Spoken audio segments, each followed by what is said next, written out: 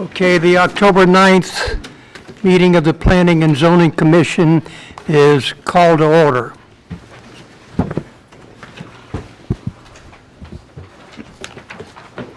Mr. McCray, will you step up to the deal here, please?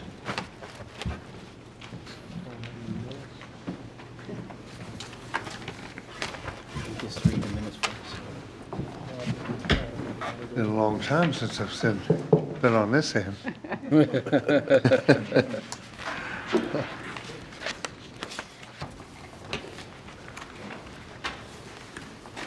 Big Bill. How are you, How you huh? doing, son? I'm getting there. You better by now, huh? Oh, yeah. Okay. Tonight, we are here to recognize Mr. Bill McCray for his 25 years of service on the Planning and Zoning Commission. Recently, I had an opportunity to look back through some of the old records of the Planning and Zoning Commission, and to my surprise, not my great surprise, but to my surprise, no one person has more service than you. Really? You're number one.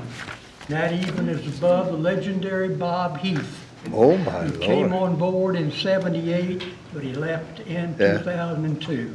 Yeah, he was a So- delight. So you're the number one person service-wise. That's actually impressive, yeah. I've known Bill McCray for 18 years roughly. And when I moved here with my wife from the city of Hunters Creek, I had a chance to meet him and enjoyed conversation with him. And then for the next few months, we talked, and he'd give me a call, and I'd give him a call. But we always seemed to get back to planning and zoning. And Bill would tell me what was going on with planning and zoning and how it affected the city. And as I had been involved in the political arena in the city of Hunters Creek since the early 1990s, I was interested in what he was saying in addition to just listening to him talk and enjoying his company. Through the years that I have known Bill, he's been a very loyal person to Missouri City and also to the Planning and Zoning Commission. He's honorable, straightforward, honest, and all the other things that go along with that. What you see with Bill is what you get. And everybody's not like that. That's a tremendous trait, Bill. Well, thank you. It really is. Bill and even myself came through the time frame that you went to grade school, high school, college if you could, and then to Uncle Sam. And then later on, the females began to go into the service as well. And when we got through, we came back to our various homes and started looking for a job. And when we walked the streets, etc., applied and got hired, we came on board with that institution and stayed forever. Forever. Stayed forever. Today, that's not the case because the world has changed so much. And in order to get up the ladder, you got to jump from one side to the other. And if you don't do that, then it's very difficult. And then too, on top of it, companies of today don't want to pay health insurance benefits, and they don't want big pension plans and so forth for people when they retire. So even if you wanted to stay on, they'd find some way not to allow you to do that. And that's a sad thing.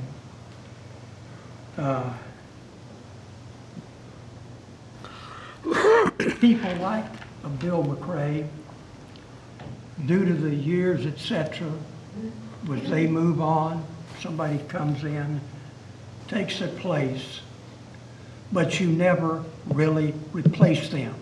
There's no way you can. In this man's case here, 25 years of service and all the things that he's learned and the knowledge and everything, how can that not be respected? It is. And you can't replace that, not ever. And it would be nice if you could, but you just can't.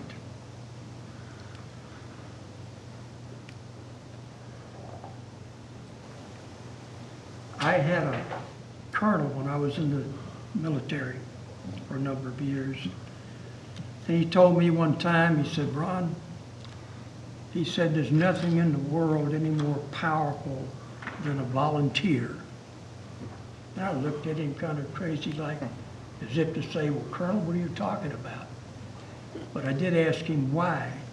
And he said, well, he said, a volunteer, they come, they do their job, they get involved, they participate.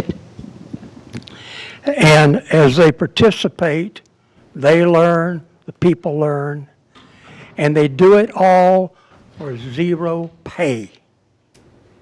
And it's that zero pay that makes the difference, because that tells you that those people want to be on board and want to do what they're really doing.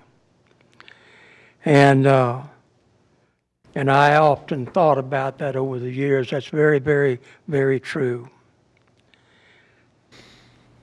Bill, the commission here, Missouri City, wants to thank you for your time and your service. Planning and Zoning wants to thank you for your time and service. And I, as your friend, also want to thank you for your time and service. Well, thank you, sir. Thank you. And with that, Jennifer? Yes. We have a couple things here. Oh. Is it money? No. Yeah, you're a volunteer, remember?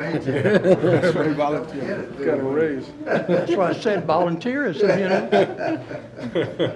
It says here, awarded to, certificate of recognition, awarded to Bill McCrae in recognition of 25 years of hard work, successful accomplishments, and sincere dedication to the Planning and Zoning Commission. Ron Lee, Chairman, Planning and Zoning Commission, October the 9th, 2013. Thank you. Did y'all kind of stand like this? Oh, okay. You want me to what? Kind of step around the side like this, so I can kind of get a picture going, you got it all down here. All right. Well, we're not through with stuff here yet. Oh, no, I know, we want to catch a picture with that, with everything. Okay. But let's get one with the, Certificate? yeah, there you go, certificate. All right. You got it? Oh, you want me to hold it? Yeah, there you go, let's get one, hold it out, there we go, nice. Matt, too. There we go.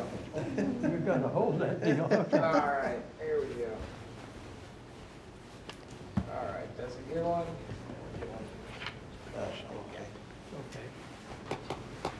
All right, in addition to that, we've got this little token of our appreciation to you.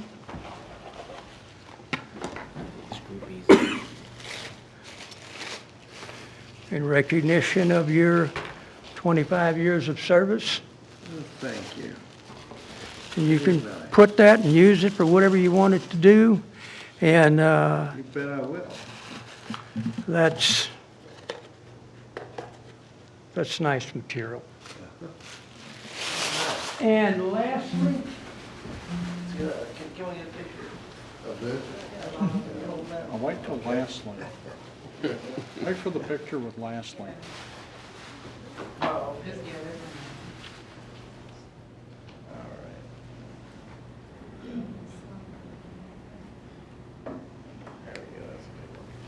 it. lastly, Bill. Yeah. And look at the colors. Oh, my Lord. You know, I wear a hat almost everywhere I go. I didn't wear one tonight. Because I was afraid I'd sponsor my school too much. Stay. Well, thank you. Thank you. That's very nice. Thank you, Bill. Yeah. Yes, thank you, Bill.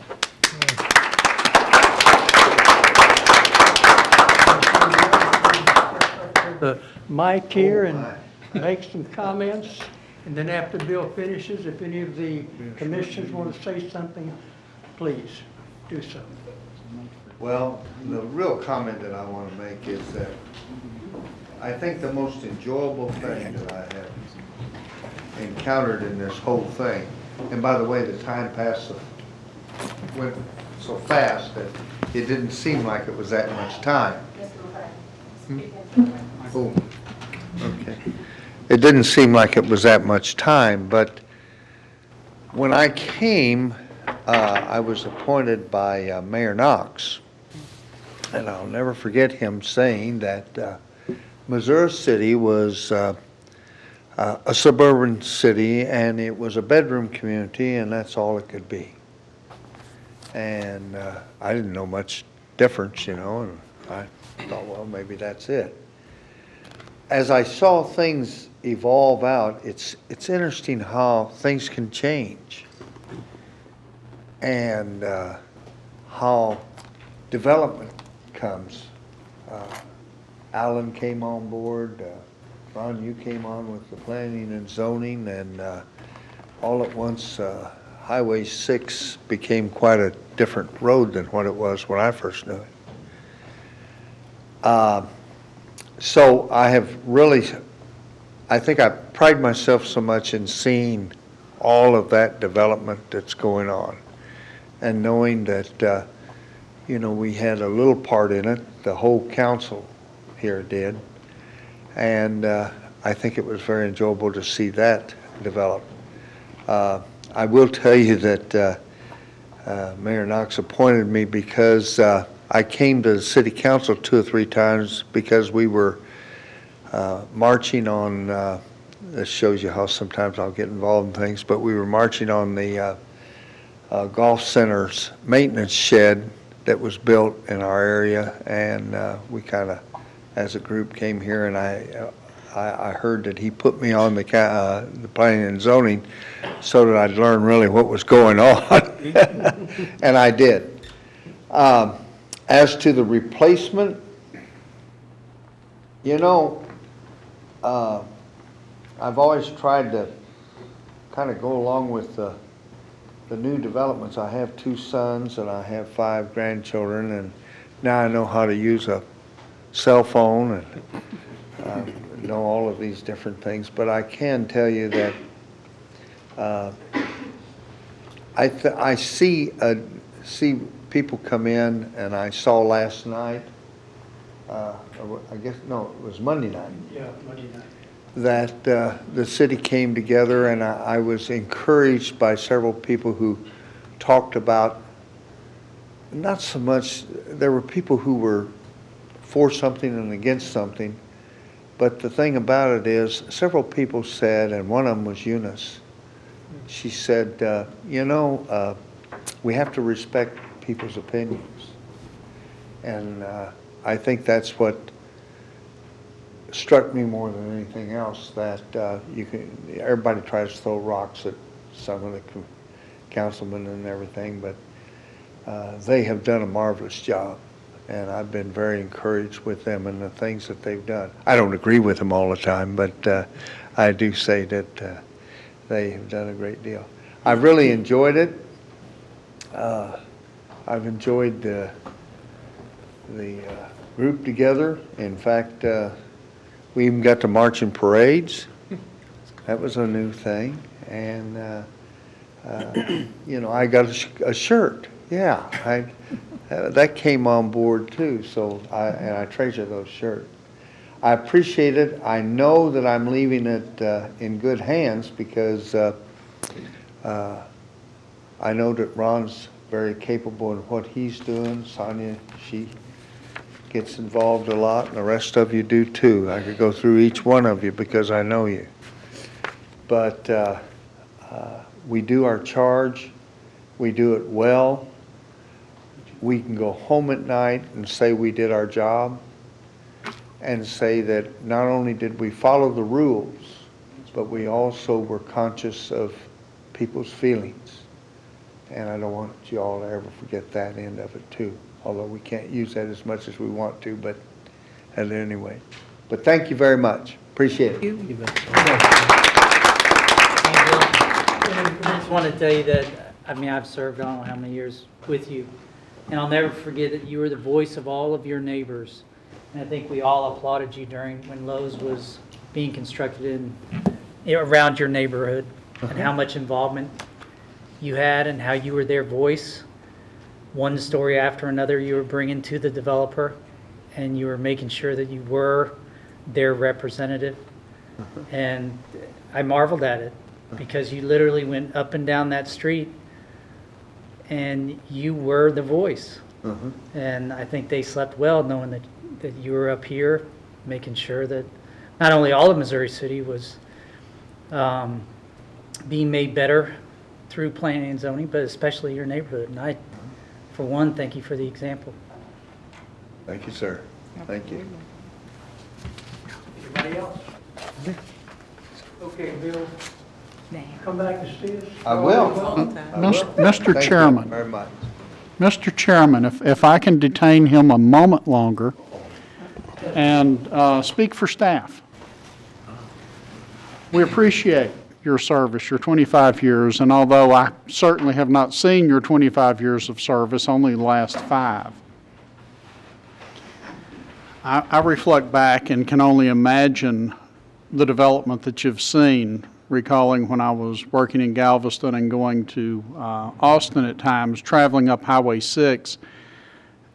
And if I recall correctly, there was one subdivision that extended out to Highway 6 back in the early 90s. I could be wrong, maybe a bit forgetful.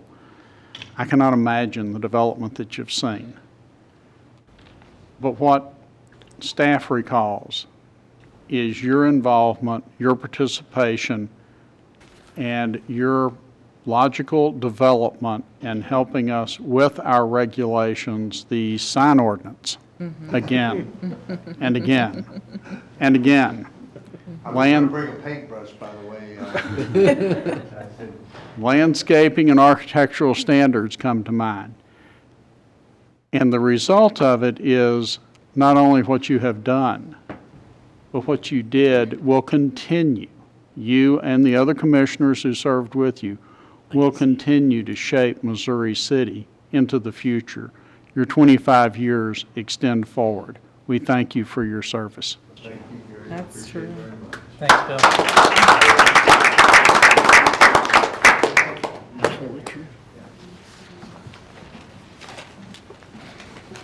No glory behind the scenes. Sometimes that's the best glory. I too close to the sun.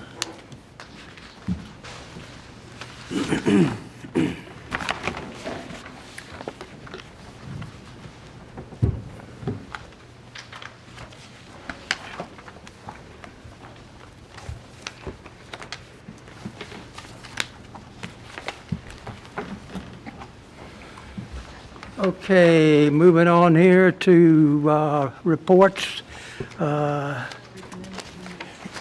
Zoning, anybody? Minutes. Oh, yeah, the minutes. The minutes from the September 11th meeting, is there a motion that we approve those? So moved. All right, it's been moved and seconded. Any further discussion? Who did the second? Nancy, flip a coin. We'll split it. Okay, all those in favor? Okay. Moving on here. In the reports, anybody from the commission here? No one? Okay. Director of Development Services, Gary? I have said all I intend to say at this point. Good. Okay, the planning representative, Jennifer? Okay, I'm going to be very brief. It's October. It is October. I'll be very brief, but as you all know, this is my favorite time of year. It is October. It's National Community Planning Month. I am a planner, so by nature I have to do this. But National Community Planning Month, it is a time of year where we recognize planning and what planning does for our communities, just like was just described for Mr. McCray and his involvement in Missouri City and making Missouri City a better place. The National American Planning Association is the national organization for urban planners. We're also called city planners. We're called, we're in community development. It's a jack of all trades. But our theme this year is people and places. We usually have a reception, but we did not do that this year. But I just want to briefly, just for the public and for the commissioners, as you guys are well versed, what are the benefits for planning? Planning provides us a mechanism to make our city, our community a better place. It impacts where we live, places we go, different housing choices within our city, where we work, where we play, all of that. In Missouri City, we have strong planning tools that have been able to help us shape the kind of community that we live in, the community character that we have, and tools that that the Commission continues to work on so that we ensure that it changes, with new technologies and is still appropriate as development continues to occur and redevelopment starts to occur in our city. These are a few of the tools that we use. Our comprehensive plan is our blueprint for our community and kind of guides us in terms of what we want to see, what we desire to see take place in our community, the types of land uses, where they should go, what they should look like. The zoning ordinance is an implementation tool of the comprehensive plan. We have our architectural standards, as Gary mentioned, our sign ordinance. Somehow our sign ordinance gets woven into all of our meetings, even if it's not on the agenda. But it is a big tool that we use to help shape the character of our community. Getting involved, our commissioners, volunteers that give of their time to help us formulate the goals for our community and also the regulations that directly impact development within our community. And so just like we thank Commissioner McCray, we thank all of you all for your time and service and helping us to help Missouri City. Other ways to get involved, through the city, through the American Planning Association. We have a Houston section. I just got back from our state conference in Galveston last week, so I'm a little tired. But we had our annual state conference last week. And then Houston Galveston Area Council, HGAC.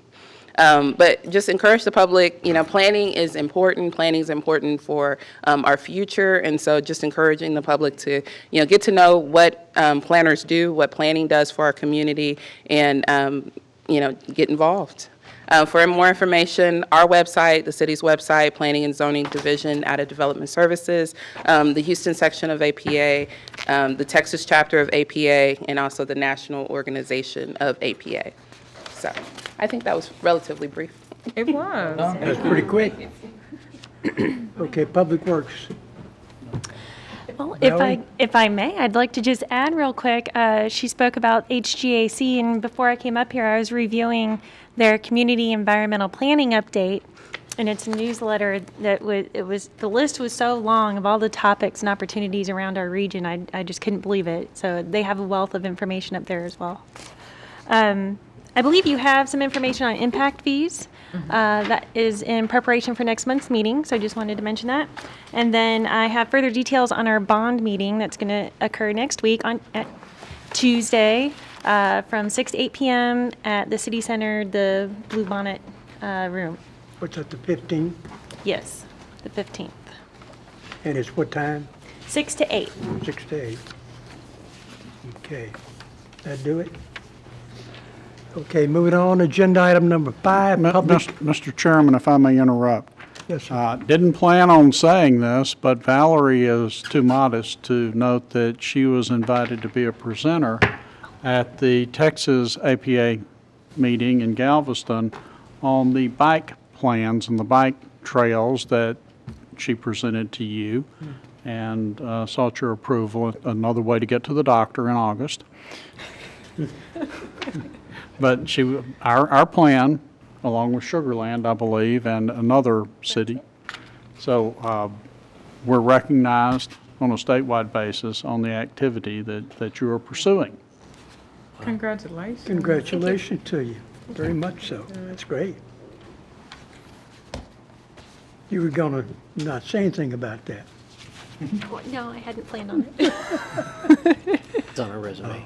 But anyway, good job. Thank you. Good job. Thank you very much. Okay, moving on, agenda item number 5, public comments.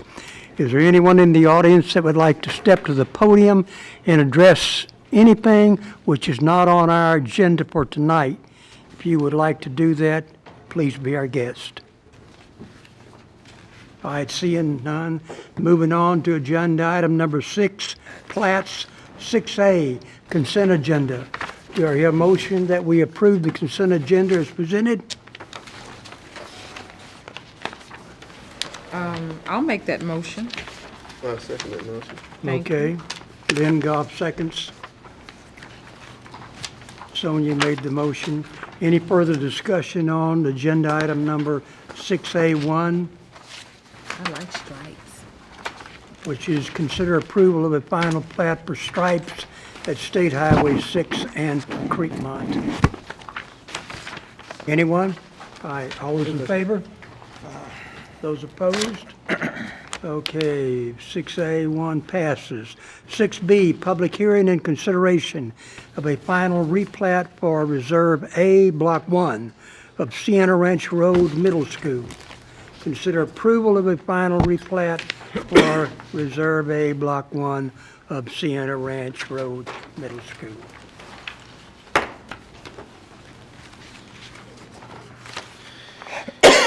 Yes, Commissioners. This is a replat in conjunction with the telecommunications tower that you all heard the rezoning request for a few months ago. Essentially, at this point, they're taking the existing Reserve A of the Bain school site, and they are subdividing out the area that they will be leasing for the tower. There are quite a few staff comments in the report that we will be working with their surveying and engineering firms to have addressed prior to any recordation or any kind of permits being pulled on the subject site. Let me ask you a question, Travis. I noticed looking at this, up in the upper left-hand corner, there's a triangular deal there. What goes on there? That piece of land is actually owned by First Baptist Church of Houston, and so that is actually outside of there. Or are you talking about that very small triangle? I'm talking about the one up in the upper left-hand corner. The very small part is where you would the, be talking about this? yes. Yes, that's owned by Houston. I'm sorry. Yes, First Houston Baptist Church. They have no plans for development just yet. They will also have to go through the platting process. That area has not been platted at all. No preliminary or final plat's been presented to the commission. So prior to any permits being pulled for construction on their site, they will have to come back before you all. Okay. All right, looking at the tower itself there, we show it as A1 Yes. for the reserve. Is that correct? And does it have 2 reserves? Okay, what's going to end up happening, there's actually 2 owners within this existing Reserve A. There is Houston First Baptist Church, which owns a portion in there which is not shown at this time. That's one of the comments that staff has on there. They will have to basically make 3 reserves. One showing the area that was sold to the church, one that is the remainder of the existing Reserve A, and then 1 reserve that is the tower site itself. So basically what's happened is at some point there was a sale of land to the church that we were uninformed of. And so now it's going to get cleaned up as part of this platting process. We originally looked at this thing back in 2004. Right, and after that, a portion of that land was sold to the church, unbeknownst to the city. And so now it's cleanup process of all that. And they've gone through all these years without notifying the city? We were not aware of this until we started reviewing the plat request. And when was that? That was submitted the very end of the very end of last month. Last month, yeah. After we talked about the tower, right? Right. So we're gonna end up with 3 reserves? Yes. Well, Then basically, you'll have like an A1, A2. A2, and A3. Yes, ma'am. okay. Okay. With the Is this remainder the- of the church's area that's outside of this to be preliminary and final platted at another date. So they don't want to do that now. At this time, no. And it's actually outside of this reserve, so it would be on another, It'd be right. separate. Right, yes, Okay. y'all are correct, yes. All right. Okay, is the applicant in the audience? I do not see them here tonight, no, sir. Seeing none, moving on. As this is a public hearing, is there anyone in the audience that would like to step to the podium and address this project? Anyone? All right, do I hear a motion to close the public hearing? I'll make a motion. Well, The second of that? Second. All right, it's been moved and seconded. Any further discussion on this item? All those in favor, raise your right hand. Those opposed? Okay, the public hearing is closed. Do I hear a motion that we approve this project as presented? I'll move it. I'll second it.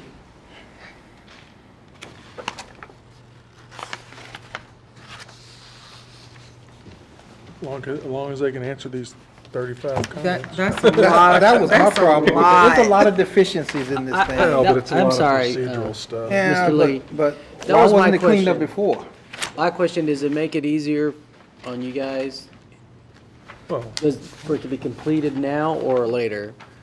Either way, it's basically a punch list for them now to go through and say, okay, here's all the deficiencies that we have, we just need to go back in there. surveyor needs to go back through everything. Right. Unfortunately, there was some basically just general notes that were left off there that, standard notes, that took up about a half page, so nothing, there are some pretty major comments, but nothing that staff feels can't be resolved. In 30 days or whatever, the next cycle, right? Before it would expire, I believe it would be 2 years before it would expire, right. Very good, thank you. But prior to the signatories going on, All of those would Yeah. have to be addressed before, because yes. we're not gonna see this anymore. So Sure, This is sure. the final, so. Correct. Okay. Yes. So all of these deficiencies are things that Must be resolved. must be resolved, and they're basically procedural and will be cleaned up as a process of the city planning department, right? Right, prior to us releasing any kind of It signatures. just to the seems like a plat. long laundry list. The list seems longer because the usual plat notes that are normally on the side of the plat are on the list. That's a pretty easy cut and paste to move them over. Okay. But there are some substantive issues in there, primarily the fact that we have a different owner. Am I bothered significantly about that? I would have liked for it to be shown on the plat as it moved forward, but the fact that they didn't tell us when they bought it, we're going to catch them when they apply for a building permit or for an electrical permit or a plumbing permit. In any event, they'll have to plat. It's going to slow down their project. If they want a project to move quickly, they'll make sure their platting's in order before they go forward. The tower can't go forward until all the platting's taken care of. So there is a reason for people to correct it and move it forward. Okay. But you do have the option to kick it back and tell them to start over and bring us a better product. The reason why that I call for a motion quickly with that, because I figured that some of y'all were going to have some comments about all those deficiencies. There's 30 of them there, all told.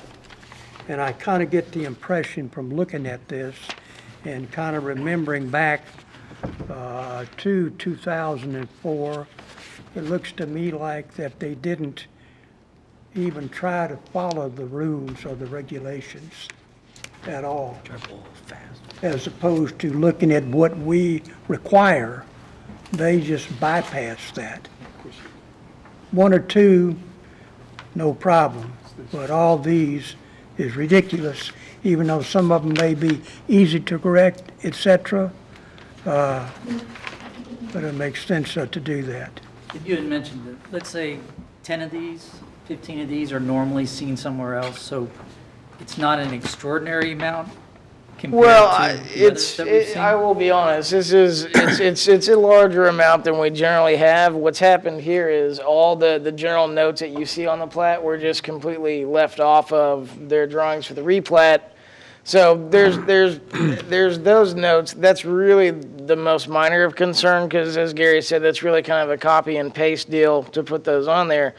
The big concern is getting the ownership information squared away and them getting the appropriate boundary line drawn out for the church, so that this final plat, this final replat will show what the church owns within the current Reserve A, what's being leased to the cell phone tower, and then what is the remainder that the school retains ownership of.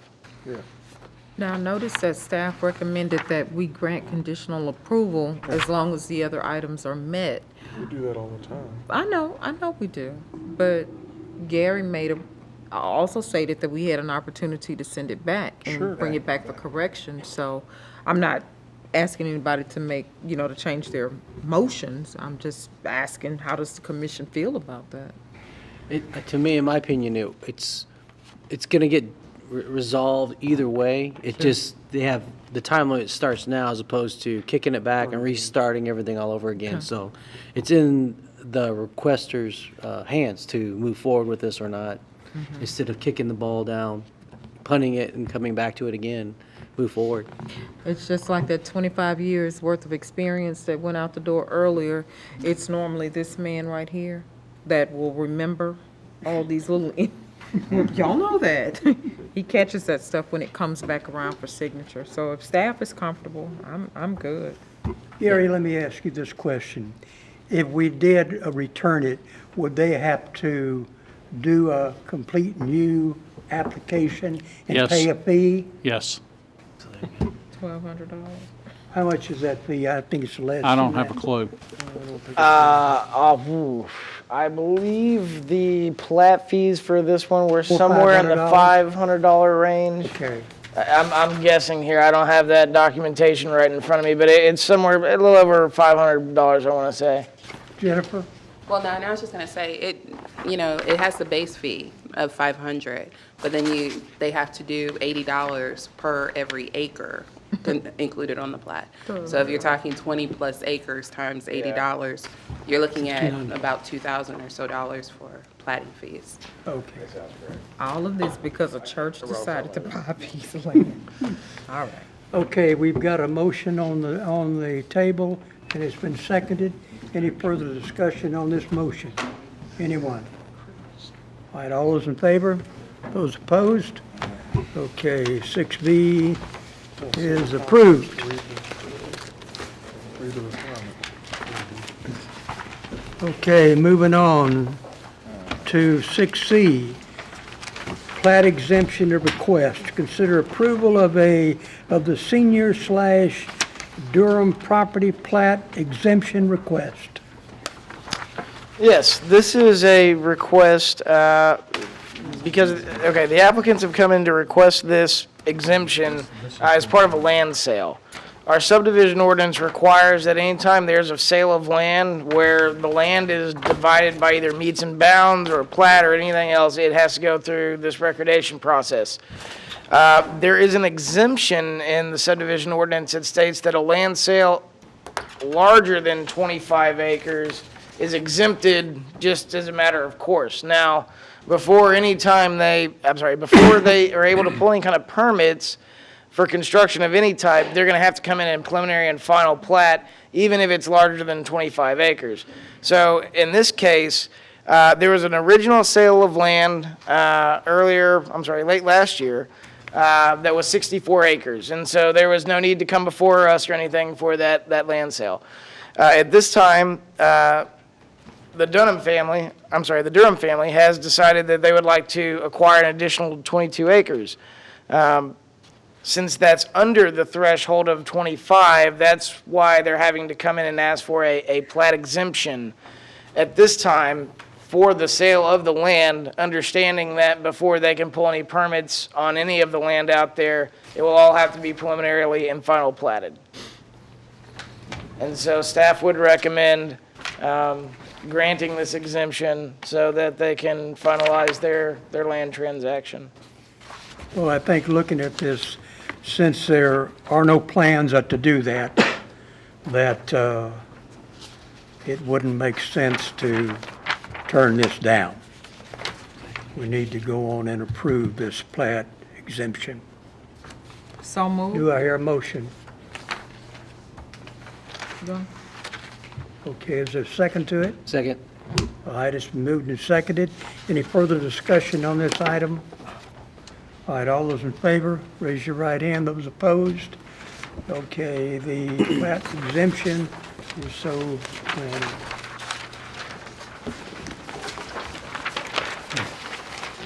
Okay, moving on.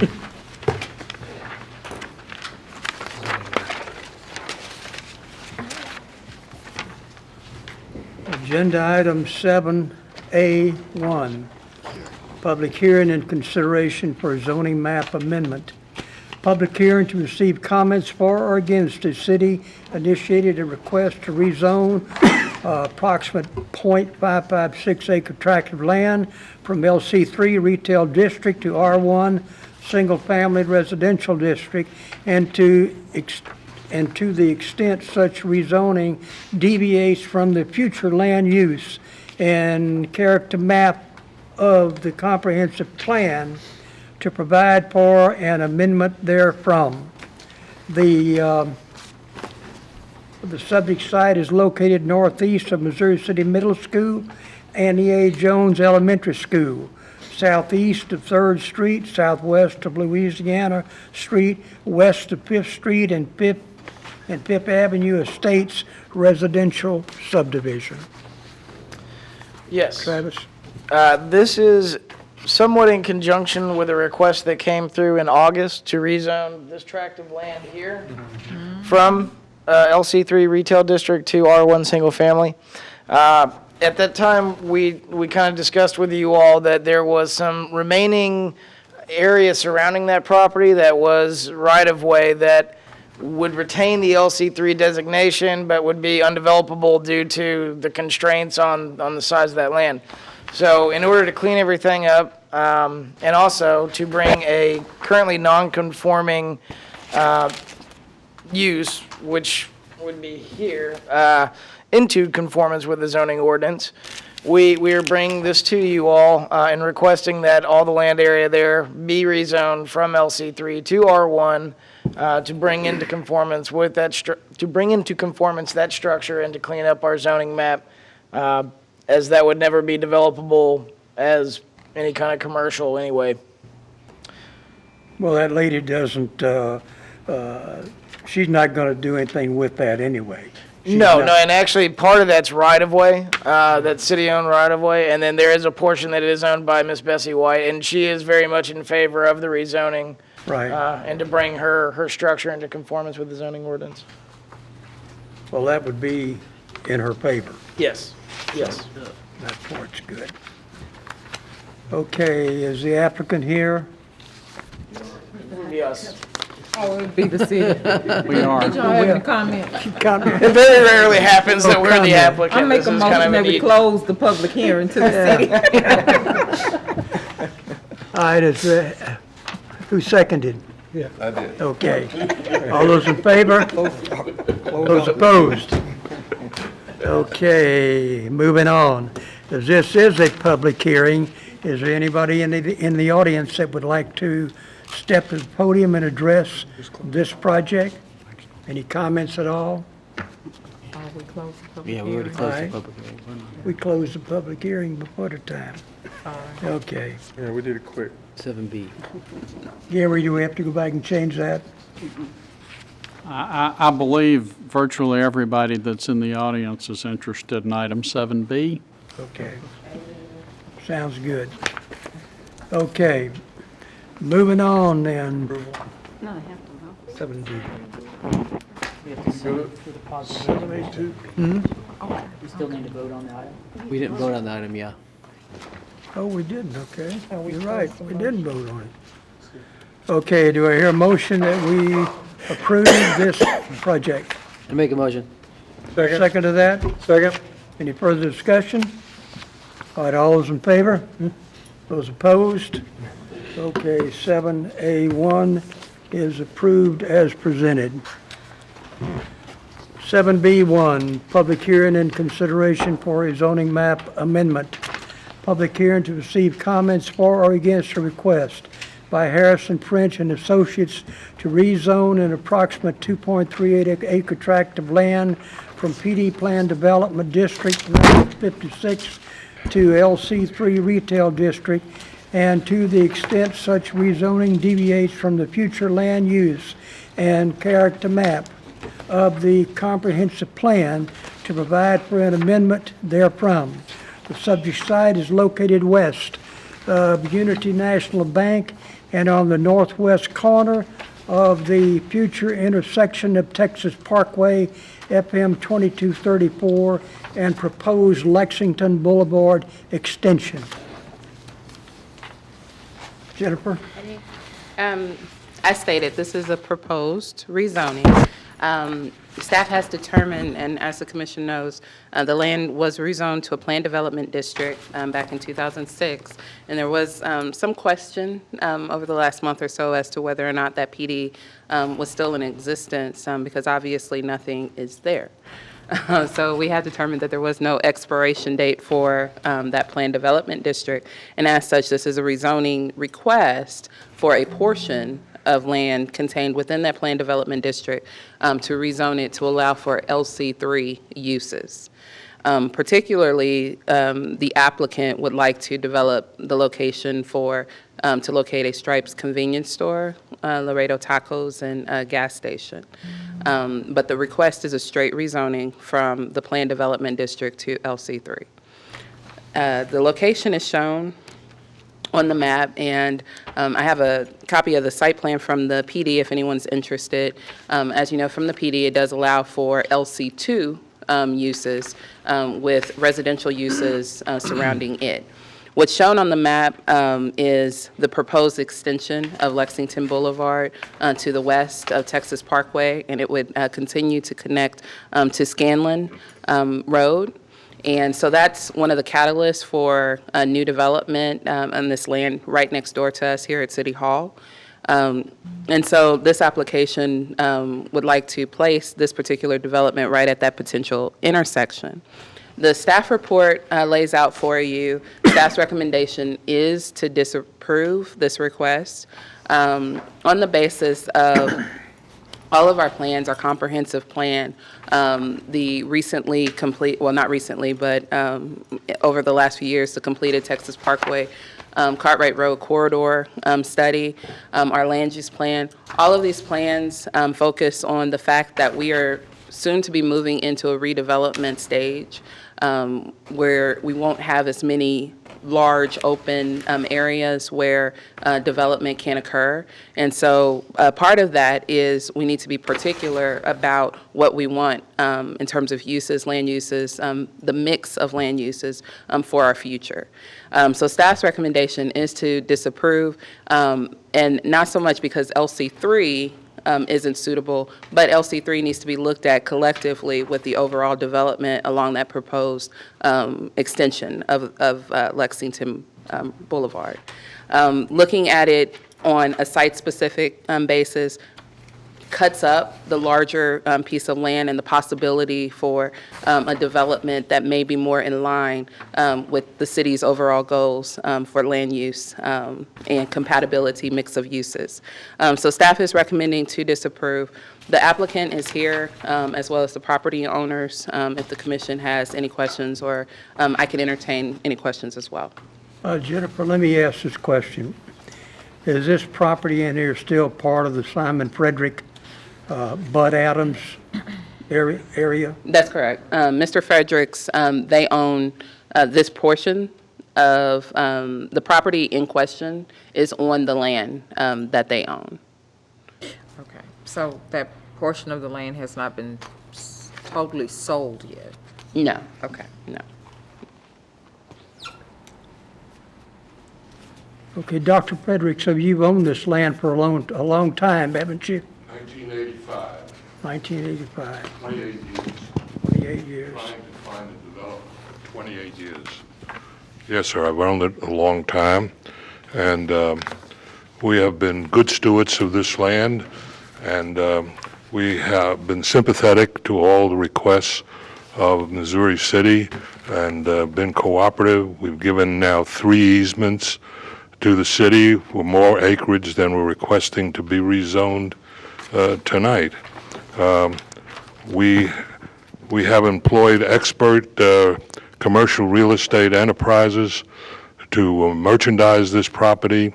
We are people who believe in the greater good, and we were sympathetic to the plan, to the grand plan that staff had for the 3 vacant pieces of property, which includes ours as one of the 3. But we are becoming disillusioned, sir, because we have tried very hard to merchandise this property in an honorable fashion and to enhance the community. We came to Missouri City because we believed in Fort Bend County and in particular in Missouri City. So I encouraged a group of friends to invest in this property, and I think I will not live to see it developed. We have, my son is in commercial real estate all of his life since he left University of Texas. He's now a senior vice president of Moody Rambin, heading the shopping center division, and I consider him rather expertise in the marketing of these type of properties, and perhaps he will address any questions that you may have or add comments to your understanding.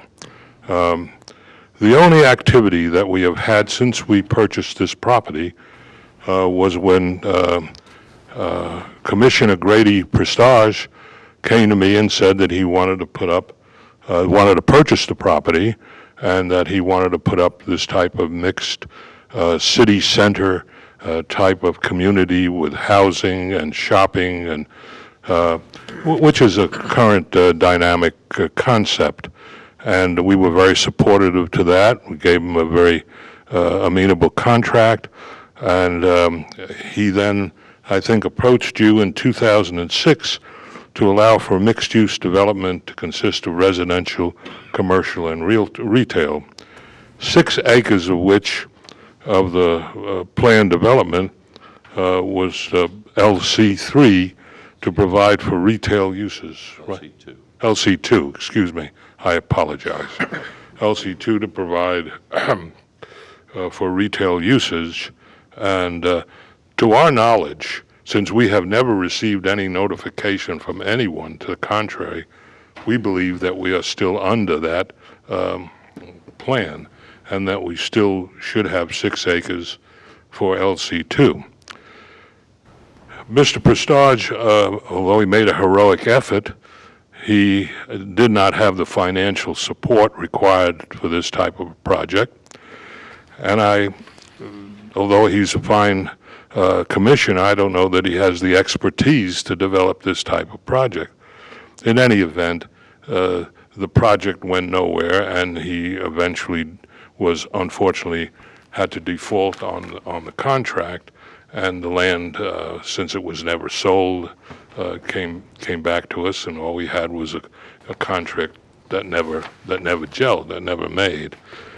We have presented this land every year in Las Vegas at the largest convention of commercial real estate agents in the country that meets every year. My son's a member and goes there and presents this property in addition to others, trying to develop somebody that would come here and develop this property in an appropriate manner. When they asked me for my last easement, we had a meeting in our offices in Houston with Mr. Broussard, city manager, and to that meeting came Mr. George Johnson, who is a developer, and I think known to you all because he works in this particular area of the community, and he felt that he could perhaps generate some interest in developing this into some type of appropriate facility that would be amenable to the community. We have never heard back from Mr. Johnson, and our phone calls are never answered. So I think that's a dead end. My feeling is that the best prognosticator of future events is past events. And we are looking very askance at the future of this piece of property unless we can begin to develop some development, show some activity on it, which we can point to other developers and say, here, these sophisticated developers have believed in this tract, believed in this area, and they are putting their money where their mouth is. To that end, my son was able to interest the Stripes. Their people are here on the other side of the room, and they are developing in your community. I think they have some, in addition to ours, 3 projects in mind. They are experts. They put up a class project of gas station and convenience stores. And so they came to us, and we made a contract, which is now in the title company. We didn't realize at that time that LC2, although it had allowed retail, it didn't allow gas stations. So we came now before you requesting that 2.3 acres be rezoned to an LC3 to allow for this first step of development of our track by the Stripes people and allow us to go forward.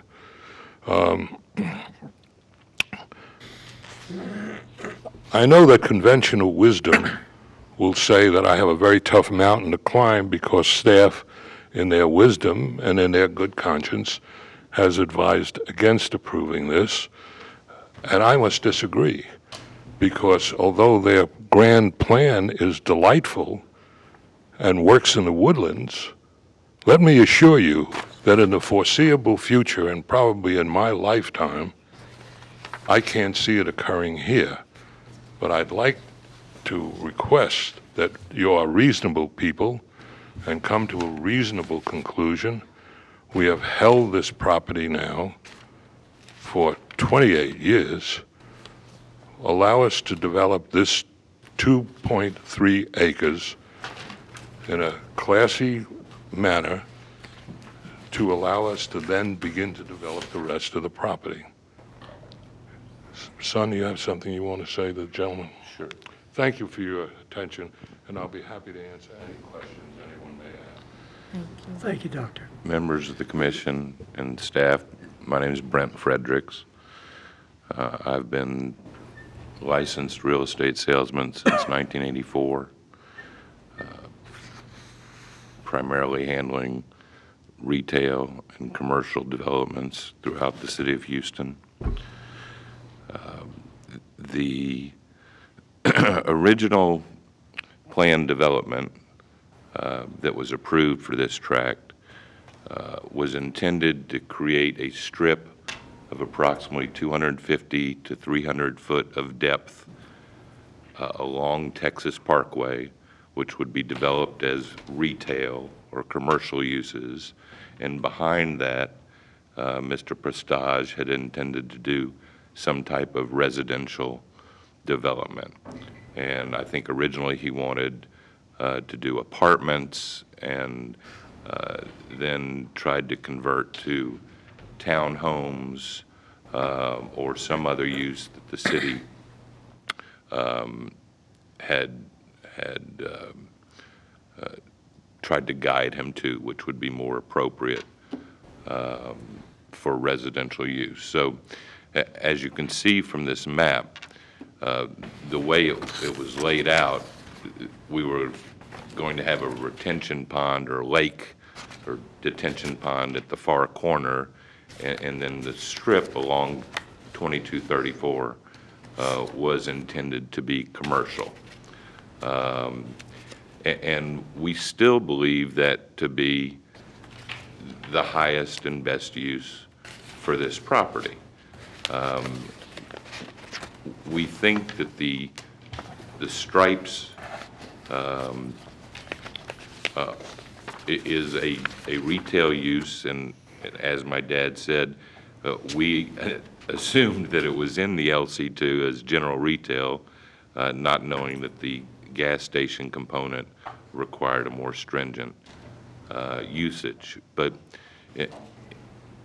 many times you see a convenience store, gas station on the corner, and then a retail strip will be combined adjacent to it, which we envision the stripes creating the catalyst for either other single-tenant users, like a Family Dollar, or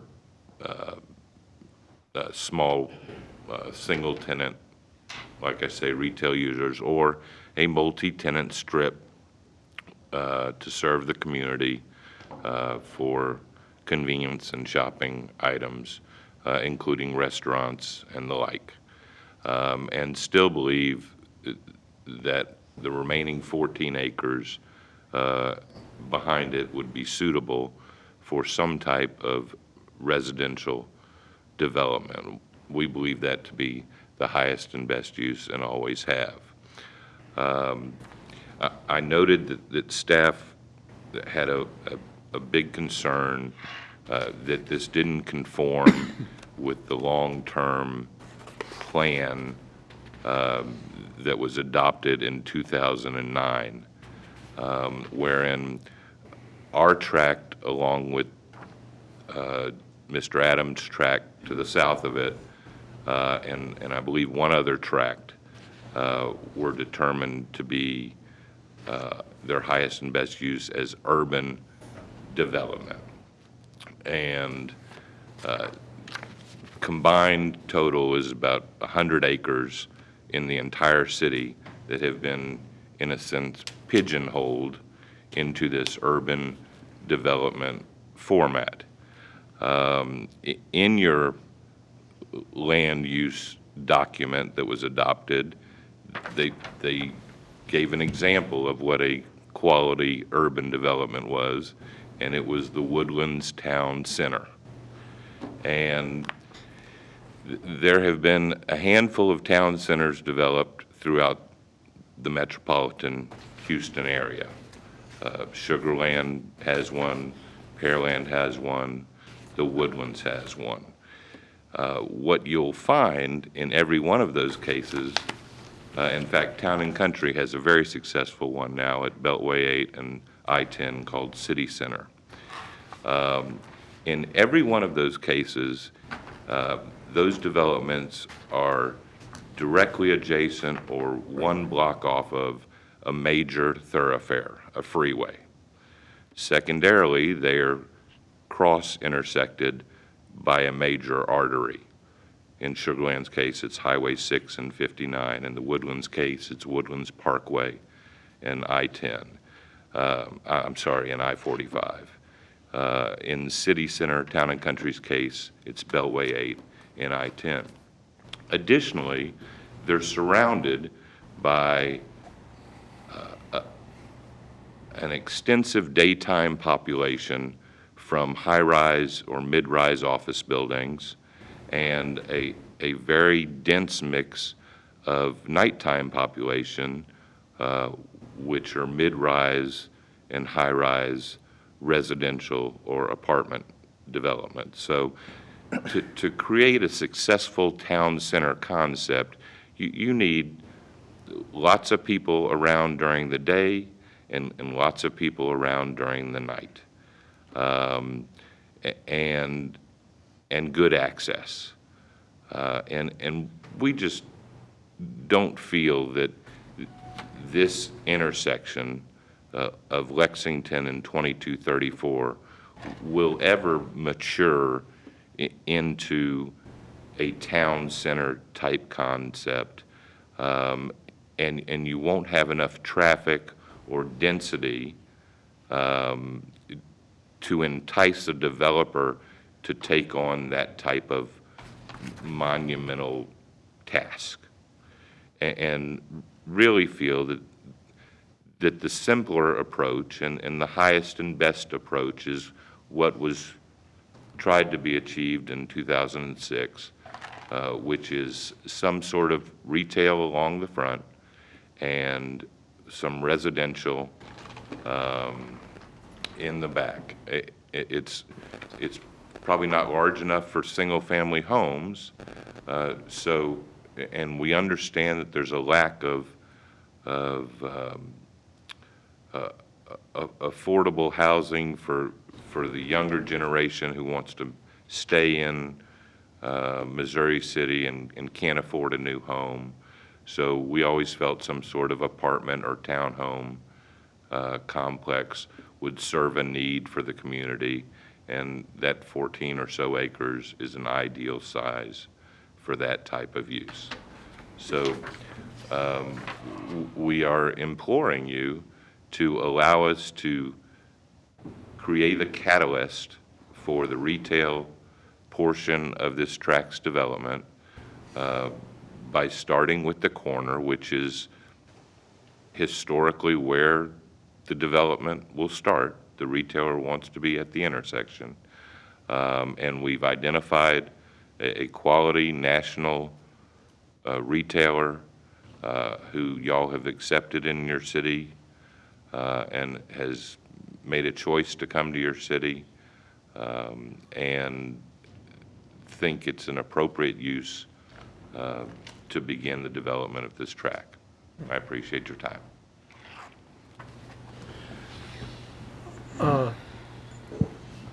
I would like to say to Dr. Fredericks here that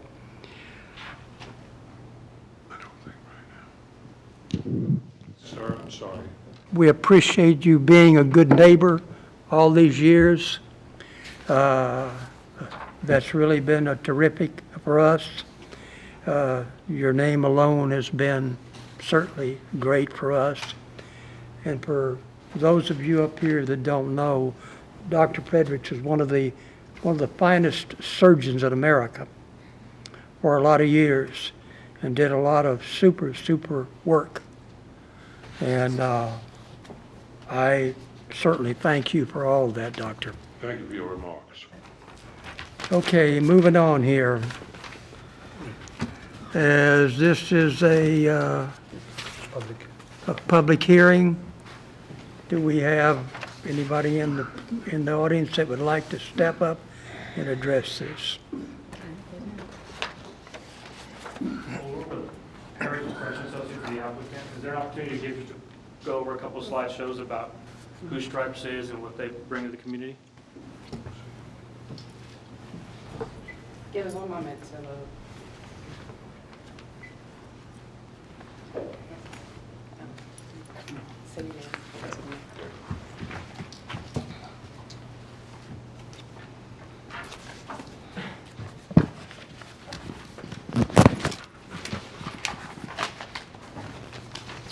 Okay, I'm Narciso Lira. I'm with Harrison French and Associates, and we submitted the application on behalf of the landowner and on behalf of Stripes for the development.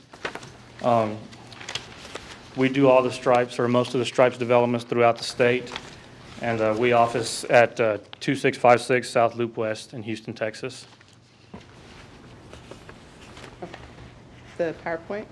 Yes.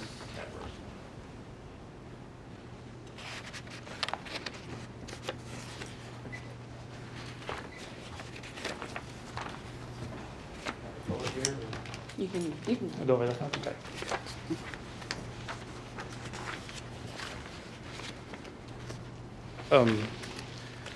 The Fredericksons, I don't know that they probably stole a lot of my thunder, so I won't have a whole lot from the commercial real estate aspect to add to it, but I wanted to kind of give just a synopsis of what Stripes is, what they do, what they're bringing to the community. Who is Stripes? Stripes is a subsidiary of Susser Holding, which is owns a couple other companies, including Stripes brand, along with the Laredo Taco brand, as part of the in-store dining or restaurant deli, as you would say, for the convenience store. They also have a petroleum distribution business, a couple other businesses under the brand. They've got across the state of Texas, eastern New Mexico, southern Oklahoma, about 575 convenience stores. I'd say probably around half, or not a little bit more than half, were stores that they actually acquired. A lot of those located in central and west Texas. Currently, Stripes is looking at building a prototype store. They're going through some progressive growth over the last couple of years. You started seeing them enter the Houston market probably over the last 2 or 3 years. Typically, their convenience store is about a 6,800 square foot store. It's got, like most convenience stores nowadays, they've got an in-house deli. This one has an actually, I guess it's kind of like a Mexican restaurant food establishment where they focus on breakfast tacos and then Mexican food plates during the lunch hour and things like that.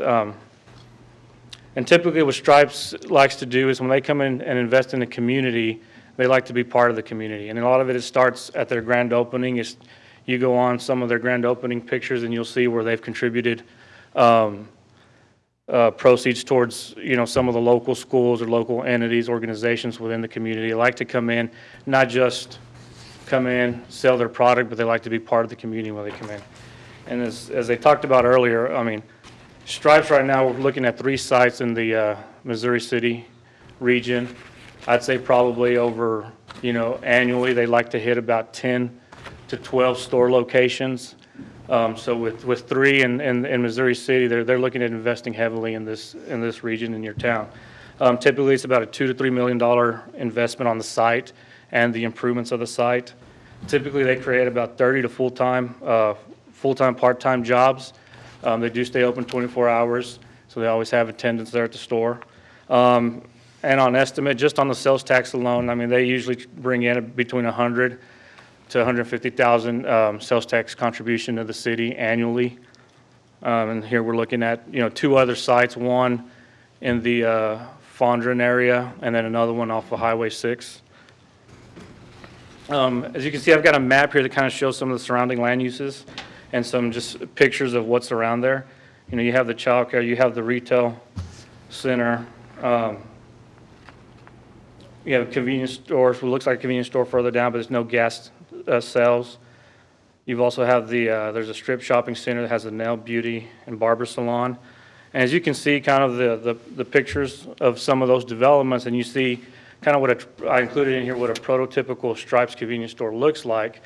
I mean, I think the urban character allows for you to have a standalone business within that urban character as long as it provides or supports some of the services needed within the urban character district. And I think in this particular instance, a convenience store gas station would do that for the surrounding area, whether it ultimately developed in an urban character or just a traditional mixed use where you have a blend of residential and commercial development. Typically, that's our prototype store. I know we had been working with Jennifer to get into the Missouri City market and establishing a different facade or elevation that Stripes would bring to Missouri City. Typically, they do some sort of Nichi-Ha panel, which is kind of like a masonry product panel. It gives you the bottom, the red is typical cinder block with the top part of it kind of a white cinder block look. They've invested probably several months over the last several months, a lot of time and going back and forth with the planning department to identify where could we come in between to meet, I guess, your architectural requirements, but still maintain some of the branding that Stripes typically has in their store. And to them, their colors and their logos, that's part of their brand. Kind of like when you drive around an IHOP, you're going to see that blue, you're going to see that white. Same thing with Stripes. But what they did here is they deviated from their prototype and are looking at some sort of brick-based facade structure, and then with a stucco type facade on the remainder of the store instead of going with the traditional paneling system that we're looking at. In conclusion, I think the Frederick spoke to this earlier, is I think the vision is an urban character, but I think the definition in the comprehensive plans allows for standalone uses, not just uses that are combined where you've got retail on the bottom, residential or office on top. It does allow for the mix of standalone locations, and I think at a major intersection is a primary spot where you would look at kind of a standalone use. And as long as it's, the use if it's complementary and a necessary use for the district that you're looking at, which I think on a convenience store gas station, you kind of get that service. You're really not creating the additional traffic impact. You know, traditional convenience store gas stations, they're just capturing the flow that's already coming through the intersection. So I don't think it really creates a bigger burden on your infrastructure that's out there now. And we were cognizant to make sure that we only looked at rezoning the area that Stripes needed to allow the Fredericks and also allow the city to kind of negotiate on what's the best use once Stripes comes on board. Because I think, like the Fredericks mentioned, I think, you know, that property's sat vacant for quite some time. Having some sort of development not only is going to bring the property tax revenue, but also bring the sales tax to the city, along with hopefully it's kind of a catalyst to spur additional development along the corridor there. And that's all I had. Great, I have a question. Yeah. Couple of questions. Can we go back to the design of it, please? So, thus far, what you've come up with, you're stating that the facade would be white. It would look something like what's here now that we see? Yes, ma'am. That's the typical white facade that we went through, and I think what we had negotiated, and Jennifer was more involved with these conversations than I was. They dealt with Stripes directly on these, but my understanding is we're trying to come up with a facade that met the city's requirements, but was still going to be within the branding that Stripes typically has to designate their stores. Right. We're accustomed to working with things like that, but I'm curious to find out, would Stripes be interested in doing something that would make it look more of an urban feel, kind of more of a, I don't want to say like a home, but I guess what comes to my mind is Highway 6, there's a McDonald's there. And it's nice, it's brick, it blends right into everything. This to me looks like a convenience store, and it looks like everything else that's up and down there from 2234. So I don't really like that. I just don't. Sorry. In addition to that, it'd be right up on Texas Parkway as opposed to being recessed back away from Texas Parkway in Lexington. Right. It's another take on what she's saying. You showed other businesses right off of Texas Parkway, but those are further recessed away from Texas Parkway, so not like with this color and scheme, it'd be in your face right there at the corner, which is, I understand that's where you need to be. But, you know, just adding on to what you're saying about more of a different type of feel, everybody will recognize the Stripes logo.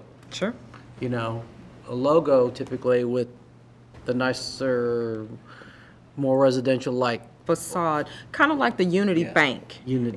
I know that that's the bank, but it doesn't feel so commercially, and I may not be using the right terms, but I'm curious about that. It sounds intriguing to me. I just wish we could see something that could really turn that area in a whole nother direction.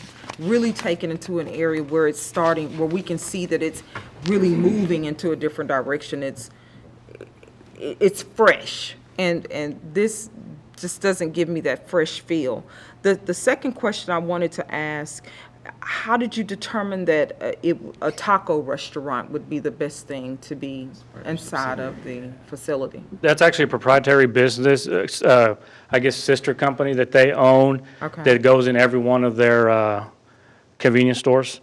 They've actually acquired a lot of Old Town and Country down in Central and West Texas, and they have gone through the conversion of rebranding those to include the Taco Laredo company, the Laredo Taco Company. Okay. I guess I'm just trying to reach here. If there was going to be something there, I think it would have to be a significant improvement to that area for me. Oh, I'm sorry. Hi, doctor. I agree with you. Okay. I agree with you. I think this is aesthetically troubling to me, and I would like to suggest that perhaps you give us approval, pending approval of the facade, pending approval of the aesthetics of what they're going to put up. as a way to control what it's going to look like, because aesthetically, it doesn't grab me either. Right. And I guess for me, what concerns me as well, I'm looking at the map and I see the word proposed Lexington Boulevard extension, and you keep using the word catalyst. And to me, you will be a catalyst. If Lexington is going to run, will it run all the way to Highway 6? To Scanlon. To Scanlon, okay, to Scanlon. When? Yeah, when is it? Not on the bond. And can I just add, kind of along the lines of the conversation there? That's a bit why staff is recommending to disapprove, because keep in mind, this is not a planned development, it's a planned development district being sought to be rezoned to a straight use district. A straight use district under architectural design standards, under no other particular controls that are site specific. And so all of those things that have been raised in terms of the character for Texas Parkway, for the future of Texas Parkway, we would need to look at in terms of a strategy for the whole corridor or as a planned development for this location, because otherwise the white stucco is allowed, permitted within our architectural design standards. I will say that, obviously, Texas Parkway, it's just an older part of the community. So some of those, shopping centers that were pointed out in the presentation, we just didn't have architectural controls at that point. So this building would go in, just like it would go in on Highway 6 or, any other location based on our current architectural standards. But this would be, not, can't give them formal approval, but, the use of stucco, white stucco, the use of brick, red brick would be permitted under our standards. And so that's a consideration that the commission should make, is that a straight use district, we cannot do those restrictions contingent upon a change in architecture because we don't have those tools in place. And I have another question with regard to the Lexington Drive. If it's not on the upcoming bond and it's not in the plan to build it soon, then we've got a second driveway. Are they going to be forced to build Lexington to extend to it the driveway? And is that really fair to be the catalyst? I don't know if I totally agree with that. We're volunteering to be the catalyst. And I'll let Valerie or Jean speak to timing on the construction of Lexington. Well, currently, we're working on the design. We have an interlocal agreement with the county, and they are going to fund the project, the design and the construction. We are we're working on moving through the process, but I don't have an exact time frame on when it is expected to go to construction. So part of it will be contingent on finalizing the drainage design, which is one of the easements that Mr. Fredericks referred to, as well as the county being able to move forward with the funding as well. So the county has the funding, has already committed the funding to the project? Yes. So it's in their plan? It was identified before the mobility bond. Okay. Yeah. So then what is their cross-section type road going to be in there for the county? It's going to be curb and gutter, or are they going to go asphalt, or what are they going to do? It is going to be concrete curb and gutter. Okay. So then, again, going back to that, this is a signature piece of property and that thoroughfares are also the catalyst, not just a gas station or these gentlemen. What I see is this, I've been here since '88. Golly, that's bad, Ron. I've been here since '88 and seen this piece of property sitting here next to it. And I was here when Grady and them tried. I was here too. And Lawrence, right? Lawrence was working? No. Just market development. Yeah, but they were working with them to try to do the town center. We approved that project. Yeah, and I know, I remember that. And I mean, I think what I'm trying to get to is there needs to be a partnering here to make this move forward. And I think that the city needs to work on the thoroughfare to work with this piece of property and the rest of it to give them the access so we can do something with it later instead of just making them eat all the cost, I guess is what I'm trying to get to. I don't know that that's fair. And on top of that, are they going to have a signal? Yes. That's another But $500,000. the signal is proposed in the Lexington construction. But the county to put that in?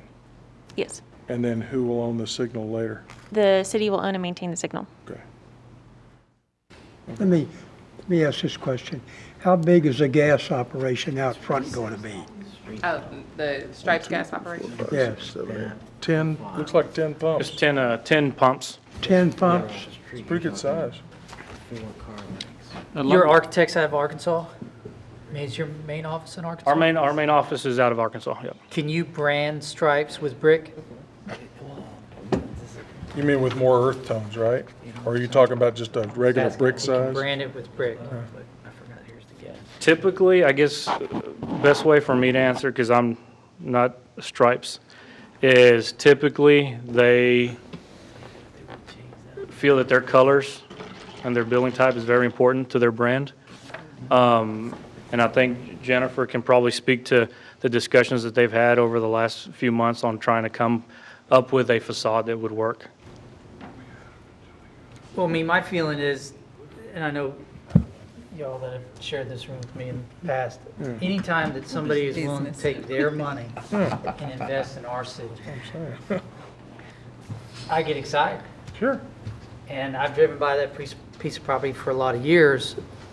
I don't want a white building with red, white, and blue on 24 hours a day if I live close by. Yeah. You put a brick building that's attractive,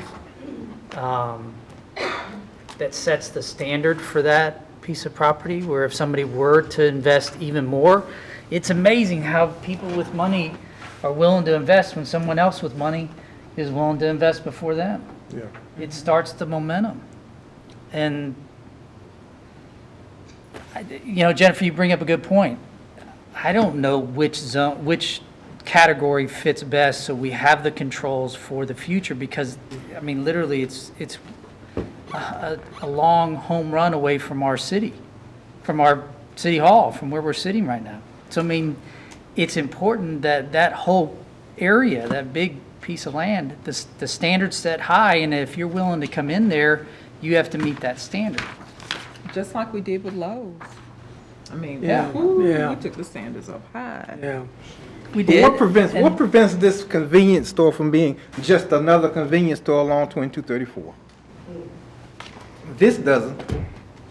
I'm just being frank with you. It looks just like other Stripes I've seen around the city, and there's no distinguishing factors here.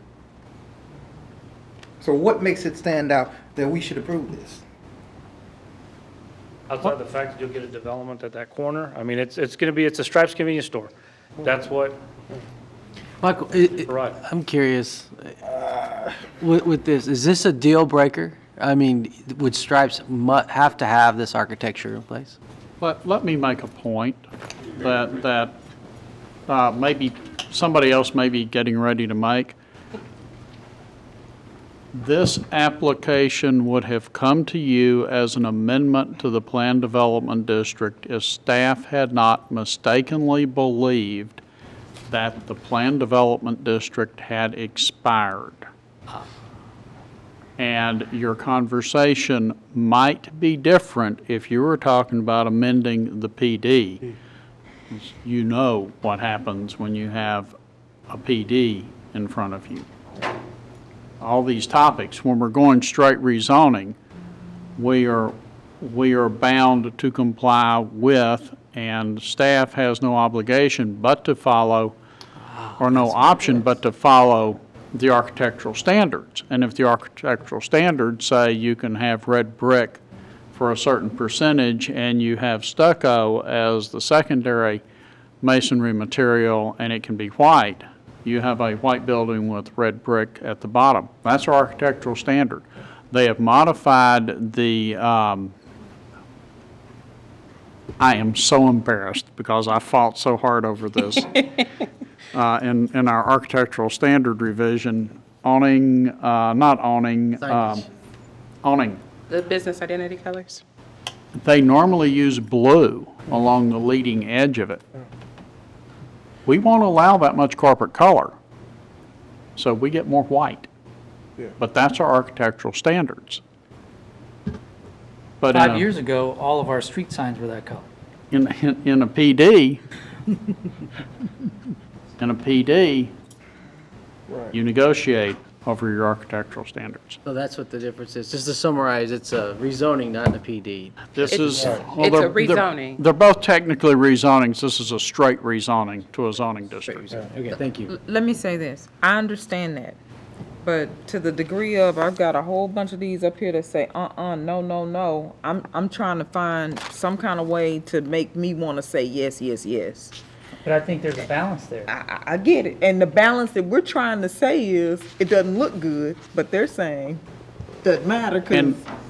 And even if, while, and a little bit of disclosure, as most of you are aware, I came to Missouri City from Corpus Christi.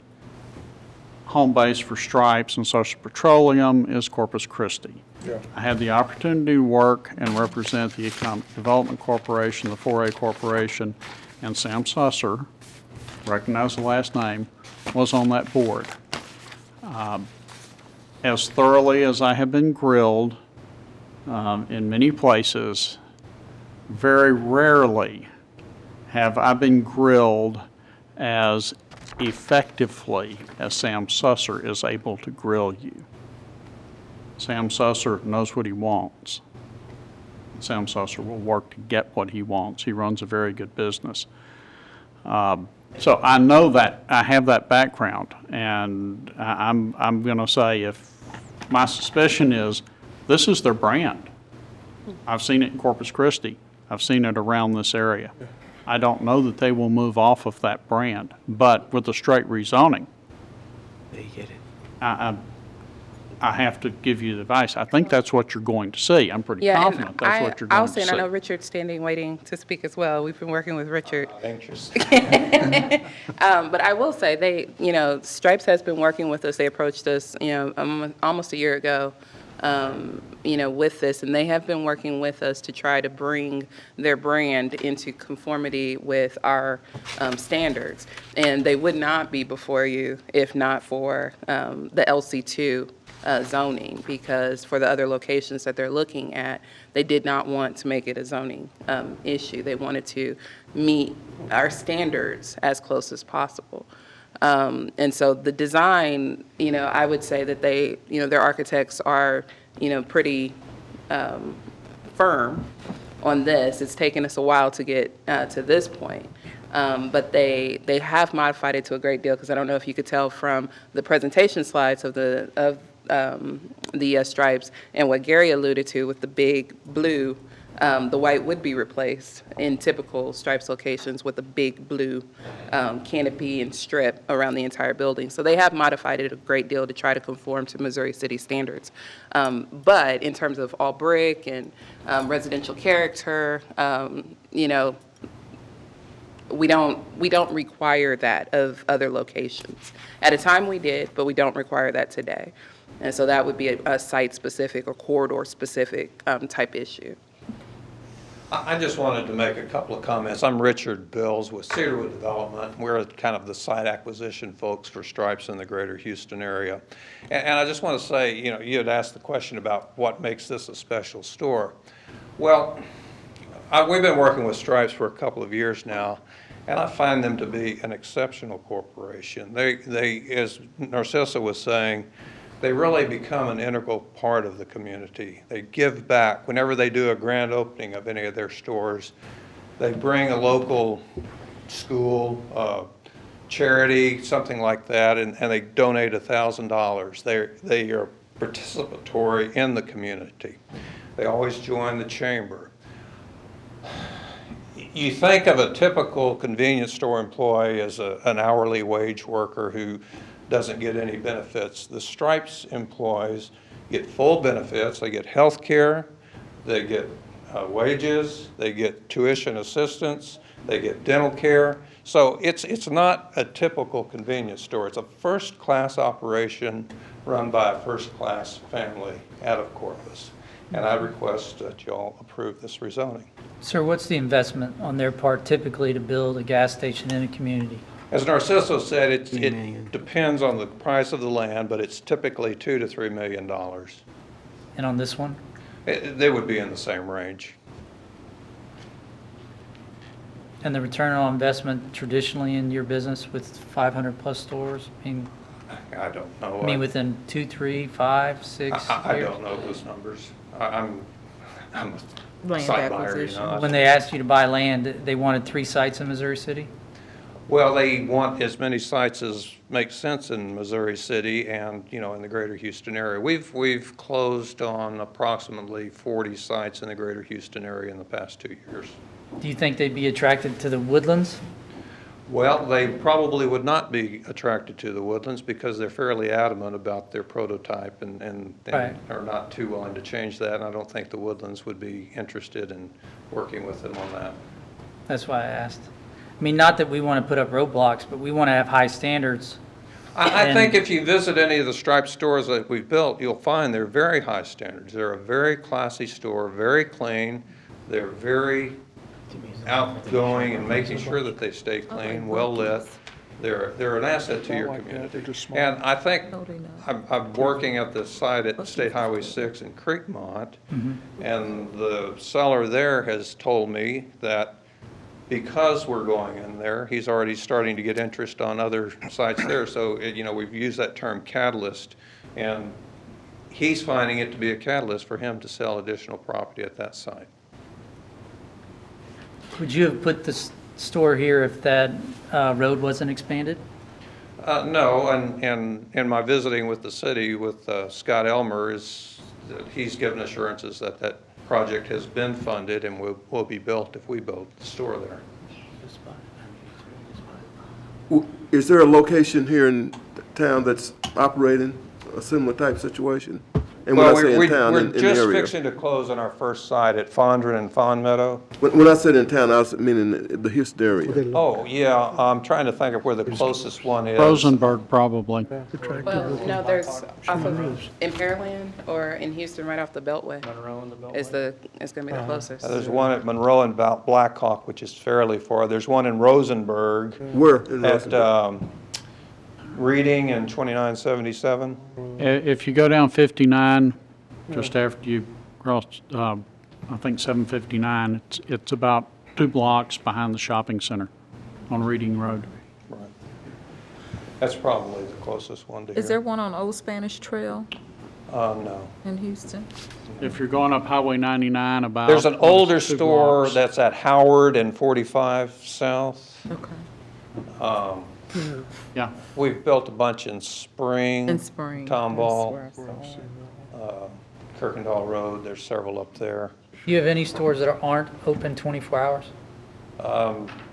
Not that I'm aware of. I think their typical model is to be open 24 hours. Let me ask this question.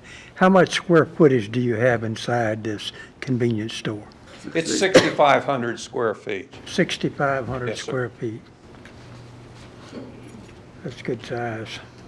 Yeah, and it's very nice. It has a seating area for the restaurant. As you know, it's a full food service operation. They're sort of untypical in that they have parking completely around the store. They have good security. You know, as I say, they're well-lit site. I think you'll find it an asset to the community. Personally, I would like to look at it from the aspect that on Texas Parkway, we need some type businesses. And I would like to see if we could some kind of way make it work with the modifications that is required by the city and all. But I think it would be an asset. Well, thank you. I do too. Okay, thank you, sir. All right, as this is a public hearing, we've had some people sign up to speak. Is there James Morgan in the audience? I don't think those people are here. Okay. No one's Is here. there anyone here that wants to That would like to step up and address this project? Thank you. Sir, if you could state your name at the podium, please. First name is Mincer, last name is Howard. Where does he live? And where do you live, sir? In Hunters Glen, too. Thank you. I've been there for almost 40 years, 40 years, okay. and I guess I'm about 3 blocks from 20 and 34. And you know, I see these places open 24 hours. They out somewhere. Bulldogs. You might see Walmart. But what I'm saying is that coming out of my neighborhood, I'm retired now. And I see this big place, 24 hours, lights, 24 hours. I think about South Park. What are we doing here? What do we want? You know, I'm almost 70 years old. I don't see this neighborhood getting any better by putting a service station with a Taco Bell and a dollar store. Tell me if I'm wrong, but I have to go out here on Highway 6. It's unbelievable. It's almost sickening. Everything is out there. Why? Planning, I believe. 22, when I moved out of here, I got stopped on 2234. 2 kids in the car. Officer stopped me.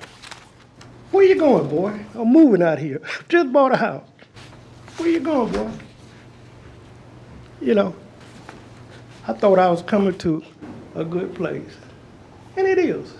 When I got here, the house I bought, if I let my grass grow over the sidewalk, I get the ticket. They write me up. Now, I can put my garbage can by my front door. I can do anything. The neighborhood is going down. And this service station doesn't make it sound any better. I got to ask you a really hard question. What would you like to see there? I don't know, but, well, what would I like to see? Yeah. I'd like to see some of that Highway 6 stuff come back here. Starbucks. But you know, our people have money to invest. I don't have any. So I guess I have to say, I don't want it. But if you all can tell me or show me that it would benefit me and the community, I'll go for it. I'm not going to be like Washington. I think I can deal with it, but I won't like it. When you say Highway 6 stuff, what type stuff from Highway 6? Well, look at what is it, First Colony? I mean, there's a million businesses out there. Nobody want to come down here and talk to us, build next to us. Why? See, that's a great question, sir. I've never been in jail in my life, but people profile me as being a thug.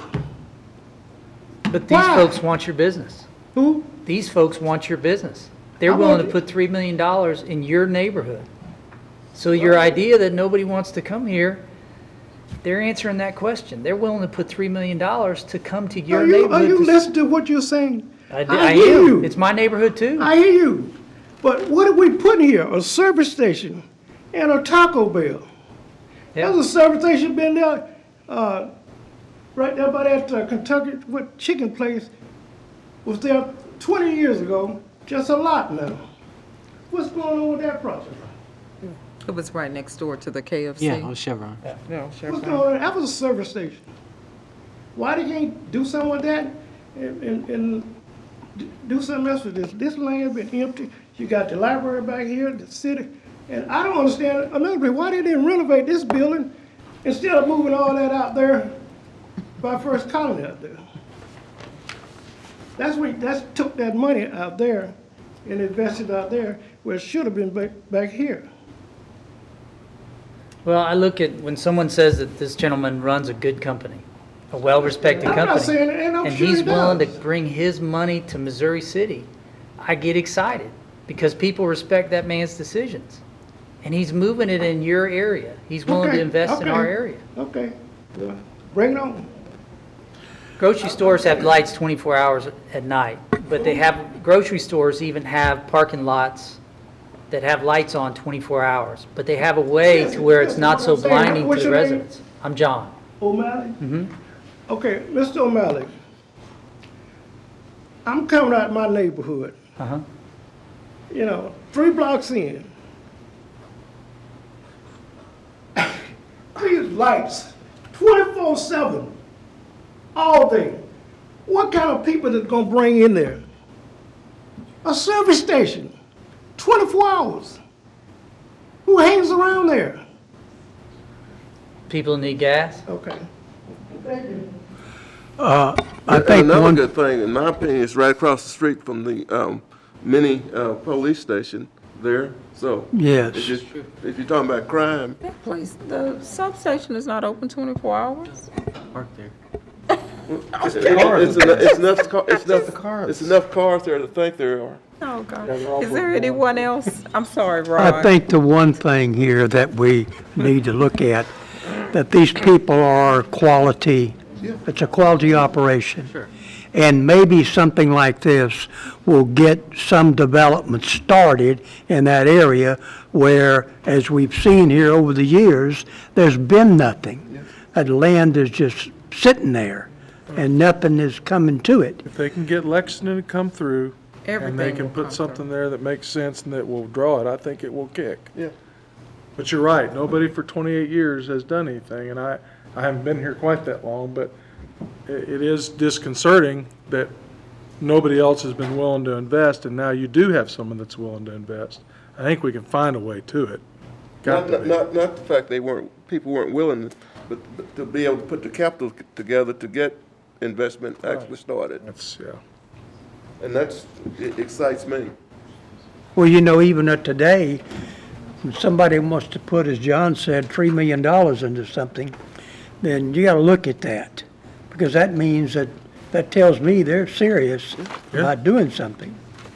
And I know that this group is a quality outfit. They're not a bunch of rinky-dinks. They know what they're doing. Well, the sad part is they're bringing in a gas station and convenience store, but those two gas stations on the corners don't do well. Oh, okay. I gotta say this, because I, with all due respect to all of you guys, we sat in here several years ago, and we had a really, really nice establishment that begged us to put a gas station in directly across the street from Lake Olympia, Swan Isle. Yeah. Those people came in here and said they did not want to look at that gas station. And guess what? That gas station is not there. So I get it. I get it. My concern here is what's already out there. If it's going to be the catalyst, give us something first class. Just I understand they don't want to pull away from their design standards. They don't want to pull away from that. But why do we have to concede into it? I get it. If the Lexington extension is gonna come through, this land will develop. It will happen. I don't want us to seem so desperate that, oh my God, we finally got somebody. And I mean, it's not even gonna take it to a level to upgrade that area until we're just willing to say, okay. And not just be another gas station. If I can have your indulgence. Please. I was not looking at the web, just checking a review on Stripes, and wanted to quickly share with you all. Just read a small part. This is a person who visited a Stripes new one, somewhere in Texas. This was, and what he says is, when I pulled up for the very first time to a Stripes convenience store, I have to admit to having my misgivings entering a place which was named after an old Bill Murray movie. Then he goes further saying, the location I vetted is the one in La Mesa, Texas. My first trip in was because they offered breakfast tacos. The store was very clean, and I mean really very clean, like any place selling food should be, in spite of being so busy. The tacos were great, and they were just 99 cents. But it was after finding a very few cleaning jobs when I felt for them. I went in for lunch and discovered some dishes which was great. The employees will really charm you out here.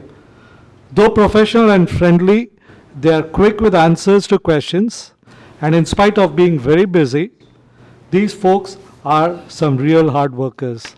And it goes on. The point I'm getting at is I just picked a random review, and I just want to share with you all that comes across a very professional operation, which will be good for our city.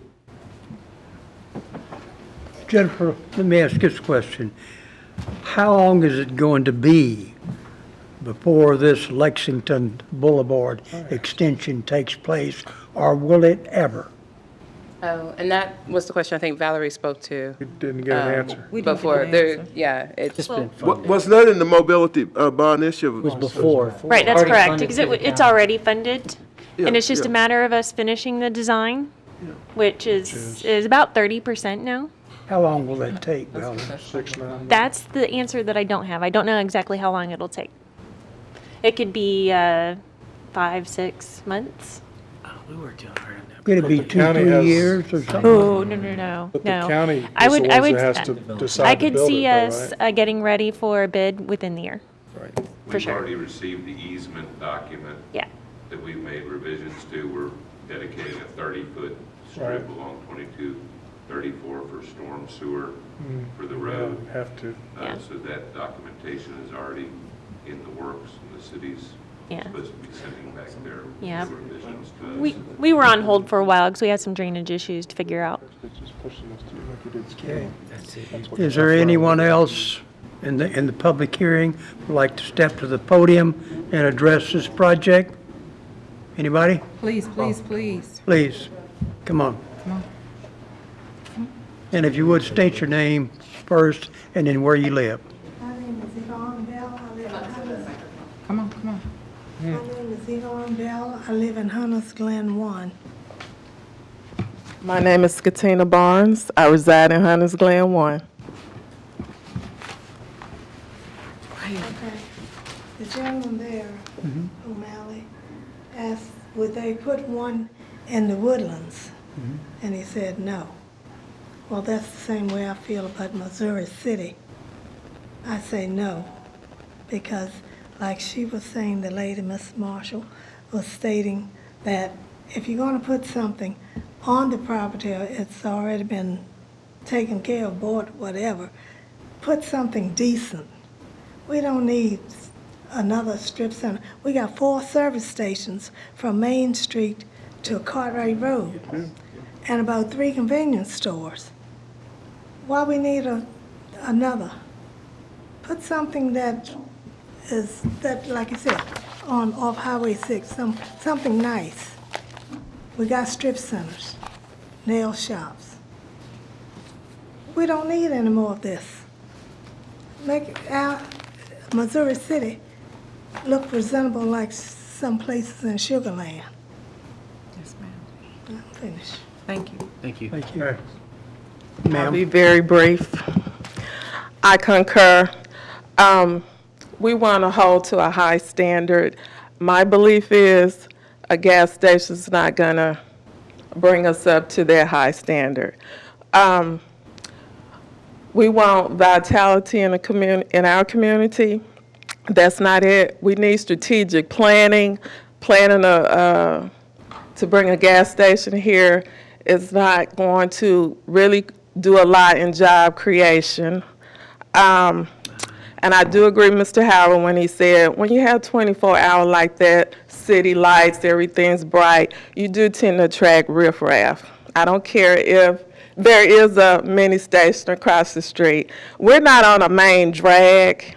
So usually if you're coming off Main Street onto 2234, as we all know, Missouri City kind of starts closing down around 9 or 10. So, you know, if people are coming into our neck of the woods after 10 o'clock, I know some people do work and get off late and whatnot. Maybe they do need to gas up or what have you. But for the most part, you know, when you having lights 24 hours, those kind of people coming off the main drag, they're not coming into the city to do good. They probably might have something up. I don't want that coming close to my subdivision. I don't want a gas station close to my subdivision. I don't. I can envision Missouri City growing. I know we need revenue, but that's not the way to go, in my Gotta ask you opinion. the same hard question. Oh, what would I like to, oh, sure, I'll be glad to answer that, because I couldn't sleep last night. I was thinking about that in my dreams. Okay. I've always said, I've started buying a house in 1998. I would love to see, I know the property is not big enough, but I would love to see a signature grocery store. That would create a lot of jobs. That would bring vitality to the community. And if, we can't do that, maybe something like a neighborhood Walmart center, like they have off of West Belford and Gessner, a smaller version of a grocery store. And if we can't do that, one thing we don't have, I feel that we really need, is like a Medi-clinic. Everything's, medical, everything's so far out. If I cut my arm right now, if something happened, a deep cut, I'm getting close to, spitting out blood, a lot of blood there.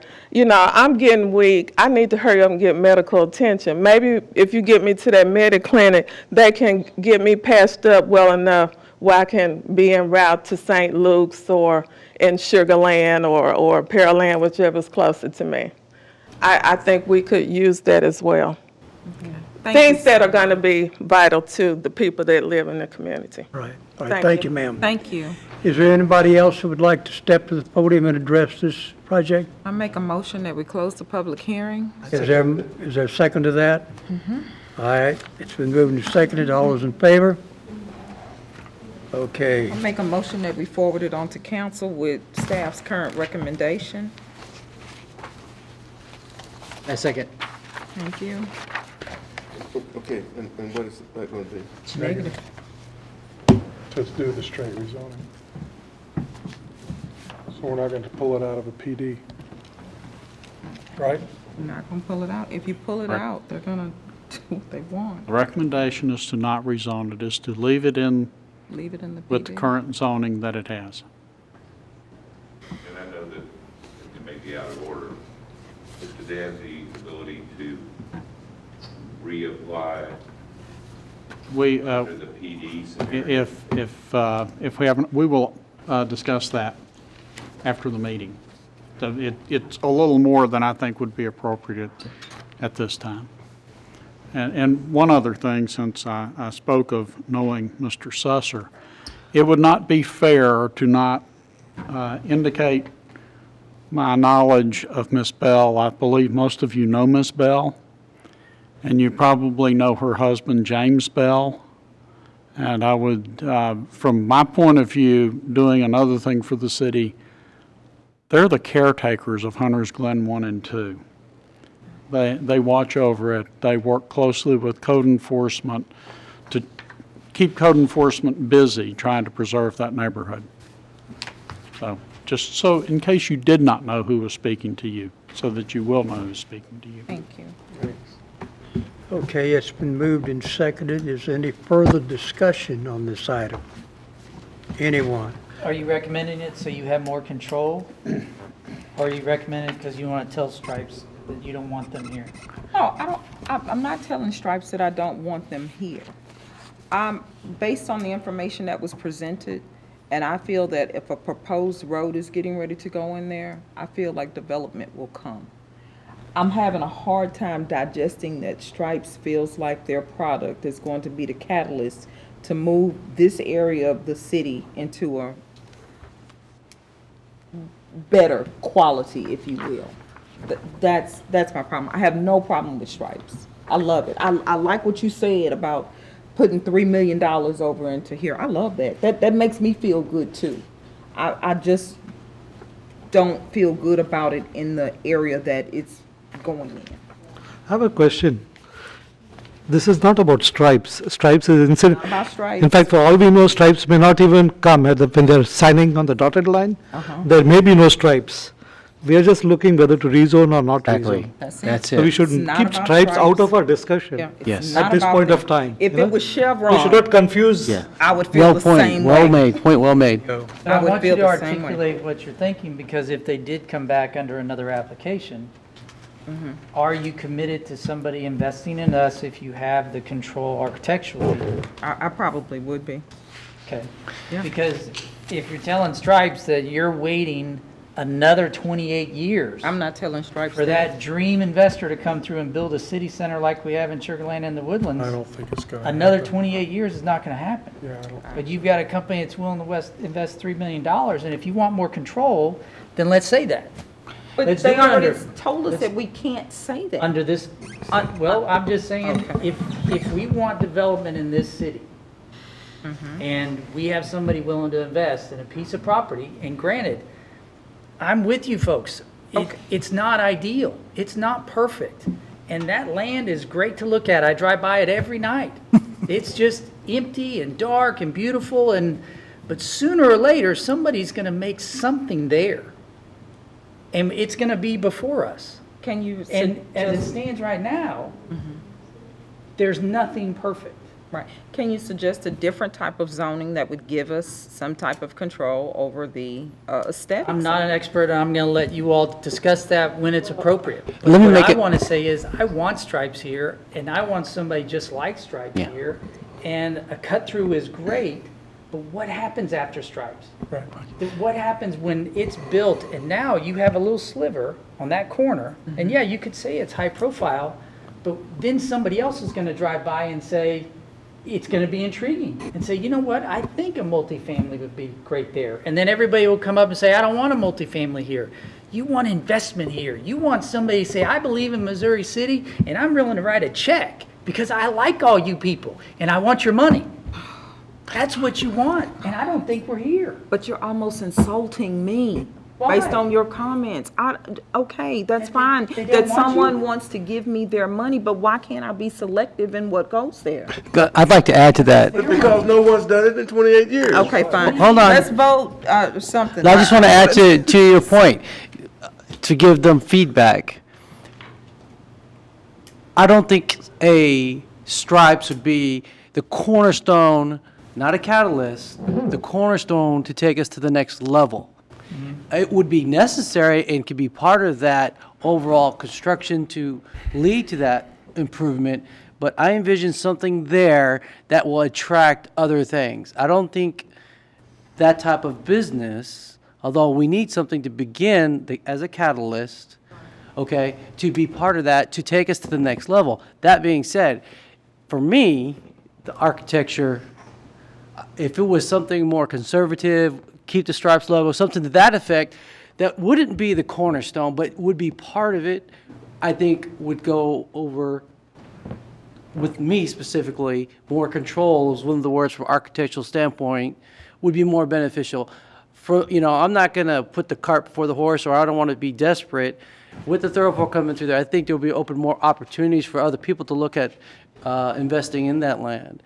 But after so much time, I really would like to see them there. However, I don't want it to be the cornerstone and saying they're going to be the catalyst or the cornerstone for this success. I don't think it's that type of business. I want people to come off of 90A from the Beltway into Missouri City down Texas Parkway. I don't see people traveling here to, fill up their cars with gas. But if there was houses, townhomes, something to that effect, okay, now I got more throughput. Now we can put in Starbucks, the demand will increase. That's the reason I voted as I did. Positive feedback. I think you guys can be part of this, one of the ingredients to make it a success, but I don't think it's the cornerstone to make it happen. Thank you. You said that eloquently. At that point, that's all I have to say. Anyone else got to add anything to it? I think the vice chair posed a question of whether there was another Alternative. way to provide for architectural control, and that would be through amending the PD. Sorry, losing my voice. I'm open to that. But, and I want to add to that, because if we're looking at the corridor, then we're looking at more than just the PD, but we're looking at overlay standards for that entire corridor. Because you can look at it site-specific, but in terms of something, a coordinated development would be targeted for that area, that specific area. And this property that we're talking about may well be central to two issues that are coming before the city and the city's very interested in, that I know the city manager wants to work closely with the property owners to develop a plan. One is for the revitalization of Texas Parkway. How do we accomplish that? We are all interested in that. We all want to see success there. The second thing is to have a consolidated, coordinated approach to developing the land that will be on both sides of the Lexington extension, or the Independence Lexington. I'm sorry. I get confused. They cross just a little ways away, and I get very confused. It's getting late, I understand. So what you're saying is that the applicant could make a request to amend the PD that would include the gas station, but that would give us some type of architectural standard control over it. I hate the word control, but would give us an opportunity to make it fabulous. Is that what you're saying? The PD gives you the opportunity Okay. to do that, yes. But I've also heard y'all say that they are not unwilling to make changes. And it just takes me back to, they want to invest their money into our city. That's fine, we want them. But why do we have to take what they're giving us? I don't know. I like that idea, though, thank you. Don't we have a motion on the floor? We do. Would you be willing Been to seconded? change your motion? Well, we have a motion and a second, so, So it's a vote, right? well, I don't know. He's asking if I'd be willing to change my motion. I don't know. I think as is, it's, for me, my motion stands. What is the motion? Negative, To decline it. to decline. Anybody else want to add anything to that? Think long and hard now.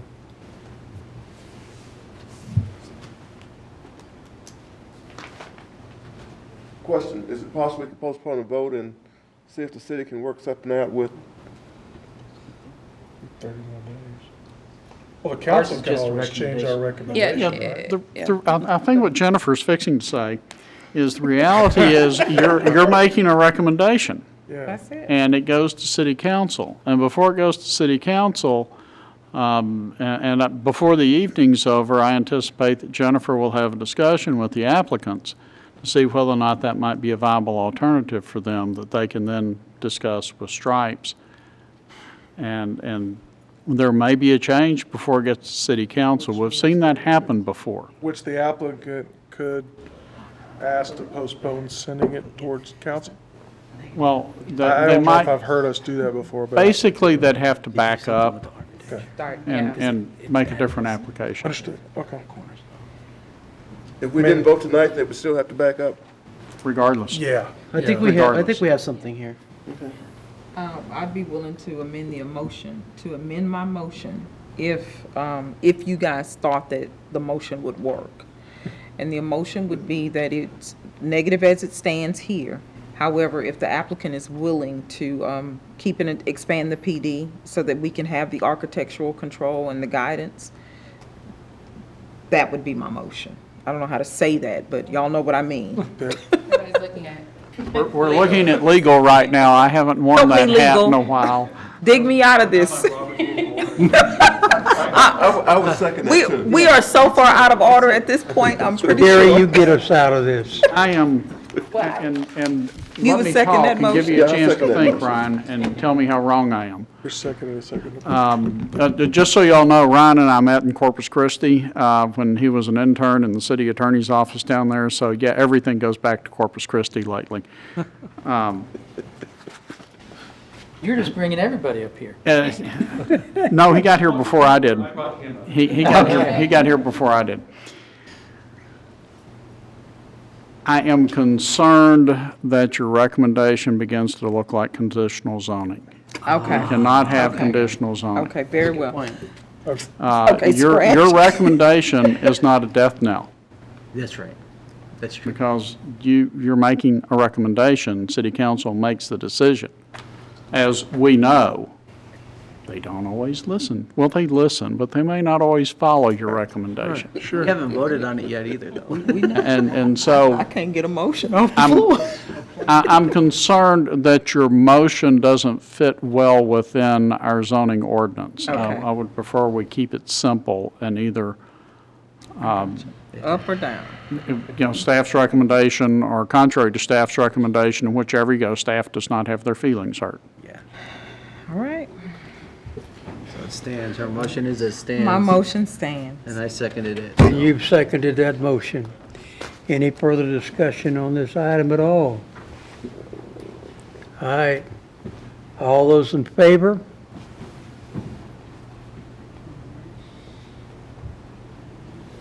I got to add my to it too. All right, those opposed?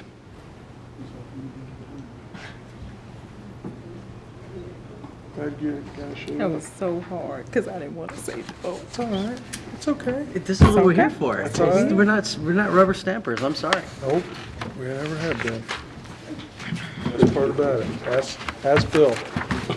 This is Craig. exciting for me. I'm sorry, this was exciting. Yeah. I like that it was like this.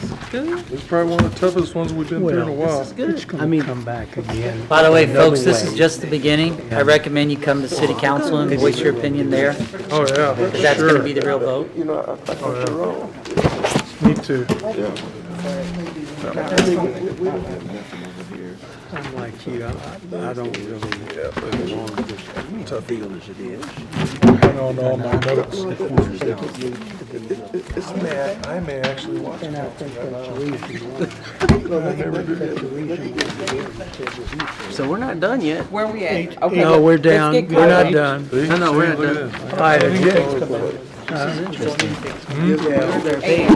8A. My poor kids. Okay, public hearing and consideration for an amendment regarding sensitive land uses.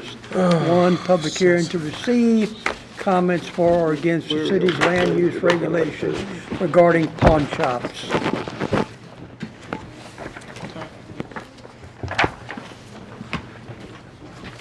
While Jennifer is visiting, let me cover this quickly. And in our last meeting, we discussed with the commission, and I believe the first public hearing on the preliminary report was considered so that pawn shops would, state law was written so that pawn shops must be designated, there must be a zone where, in each city, where if you have zoning, where pawn shops are allowed to be there. So they have to have a use by right in some district. We have recommended, if my memory serves correctly, and you're looking at the memos, LC3, which would allow them in BP, industrial, and I think I'm forgetting, if we have an LC4, but yes, we do have an LC4. Be allowed in all of those. Presently, we treat pawn shops like financial institutions. We allow them in LC2 and the zoning districts above LC2. This change is simply to comply with that statute, and if you believe it is appropriate, to make the recommendation for pawn shops to be restricted to LC3 and above, or below, however you view zoning.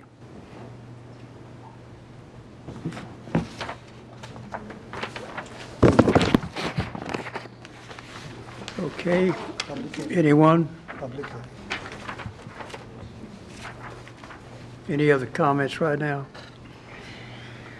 Okay, as this is a public hearing, I think that's about best. is there anyone in the audience that would like to step to the podium and address this? All right, do you hear a motion that we close the public hearing? I make the motion. Second. Okay, it's been moved and seconded. All those in favor? Those opposed? Okay, the public hearing Sorry, I didn't see. is closed.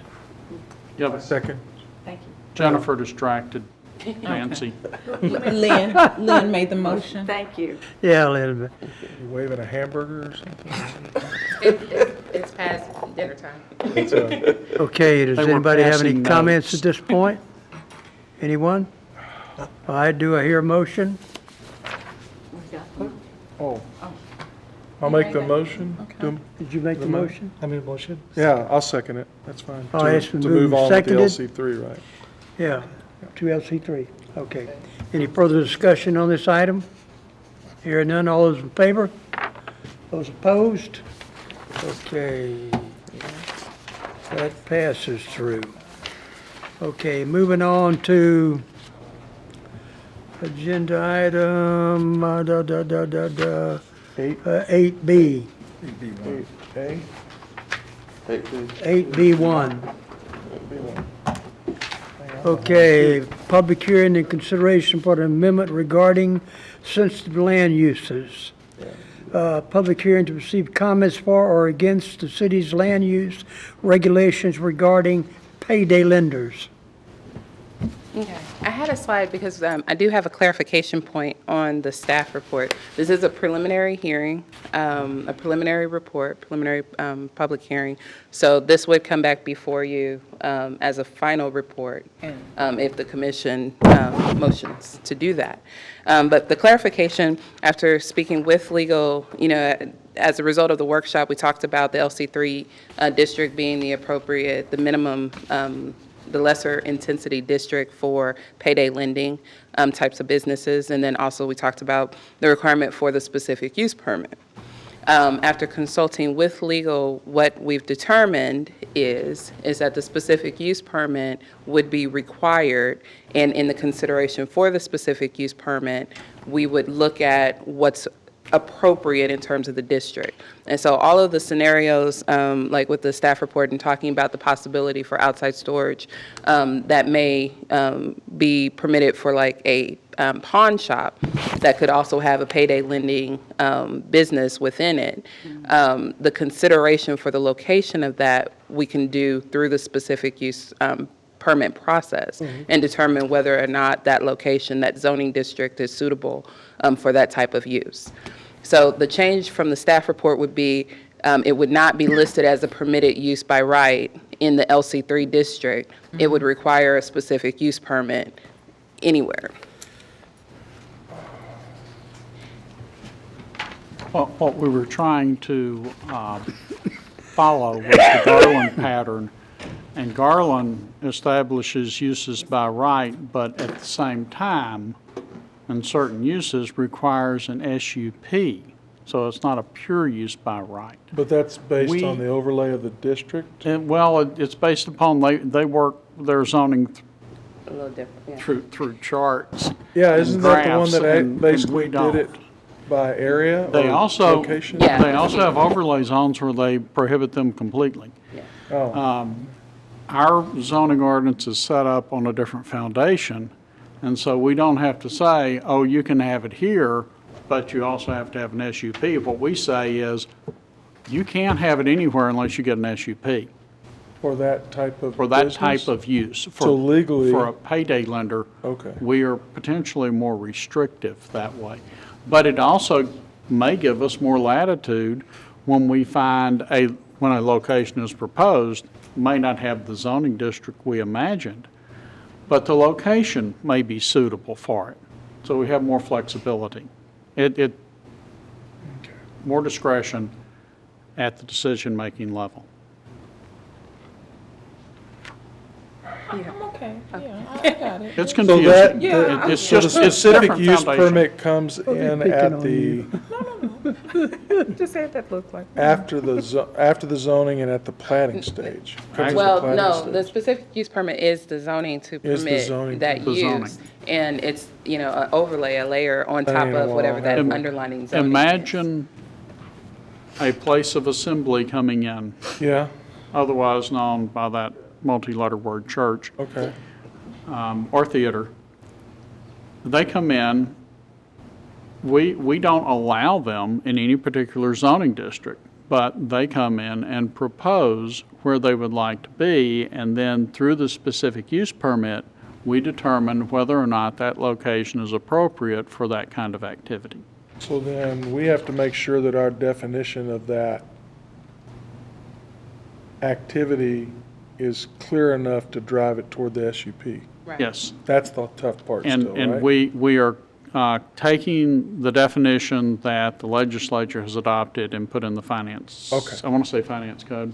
Sorry, I'm a little slow after. And we have to be careful which resource we look at, because if we look at an older resource, we catch a much different definition, because some of the stuff on the internet have not caught up with the legislative actions. And that We accounts have for the the current different terms on that first page of the staff report where a credit service organization is referenced.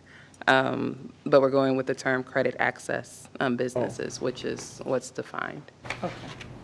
And thank goodness for Ryan helping us get the right words in, and we appreciate legal not cutting me off my Westlaw account, so I can go in and double check things that we're doing at times, because if I go in through the standard stuff that the state allows you to look at the statutes on, you're looking at out-of-date statutes. Wow. I'll give you a heads up right now.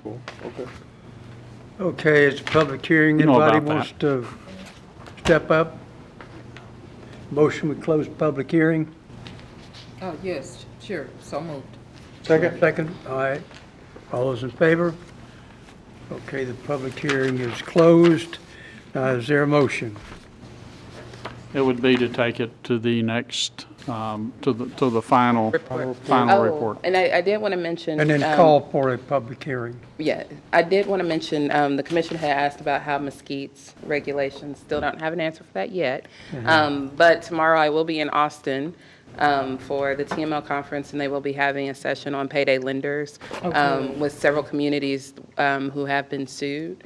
None seem to be zoning regulation related, but some of the other regulations that they applied to the uses. And so I will be at that session to get some feedback from those communities in terms of what some of those pitfalls might have been. And then we're still reaching out to Mesquite. I spoke with them at the conference in Galveston, and so we're still working with them to find out how the regulation has been applied in Mesquite. So with the final report, we'll have some additional information to provide to you. Okay, who makes the motion? Yes, I made the motion. He seconded. You seconded? Okay. Any further discussion on this item? All right, all those in favor? Those opposed? Okay. Bye. Moving on to the last one here. Agenda item number 9. All right, other matters within the jurisdiction of the commission or the Capital Improvements Advisory Committee. Consider a recommendation to City Council concerning the proposed 9th Amendment to the Sienna Plantation Joint Development. The proposed amendment is for the purpose of providing specific terms for development of approximately 294.242 acres on Sienna Parkway at the future Port Bend Parkway to change the northern part of Track D from commercial and multifamily to mixed use and residential. Excuse my notes on this, but this is the area, Track D, everyone's familiar with the Sienna Development Agreement. This portion, Johnson Development has acquired this portion of land. It's a part of Track D, just south of where the future Fort Bend Parkway will intersect with Sienna Parkway. It's north of Waterbrook West on the west side of Sienna Parkway, and then north of Watts Plantation Road, just to get you familiar with the area that we're talking about. And what the land use plan with the DA has designated for this area today is for commercial development.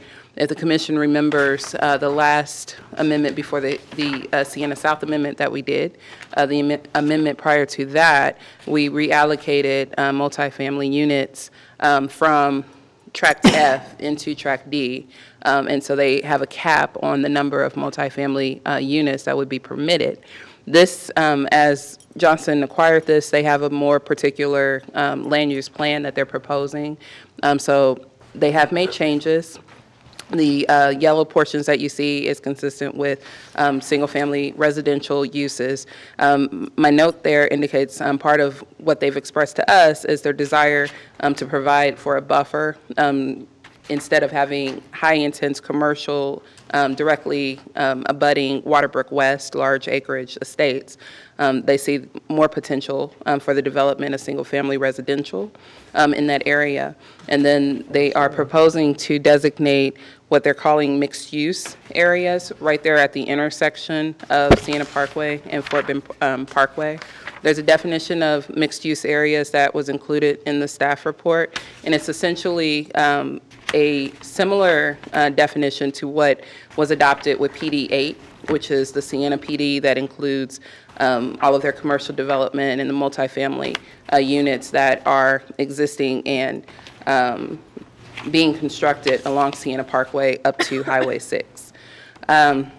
Mixed use would include multifamily, it would include condominium, it would include commercial, it would include all of those types of uses.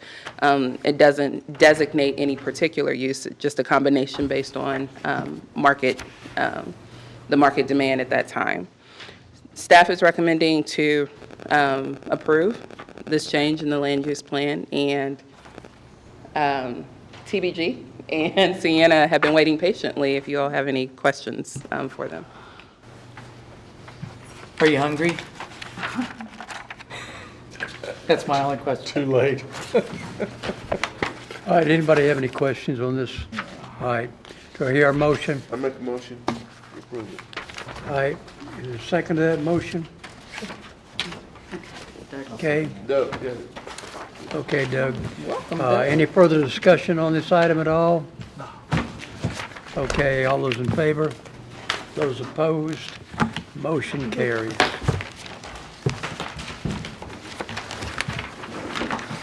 Ladies and gentlemen, we are adjourned.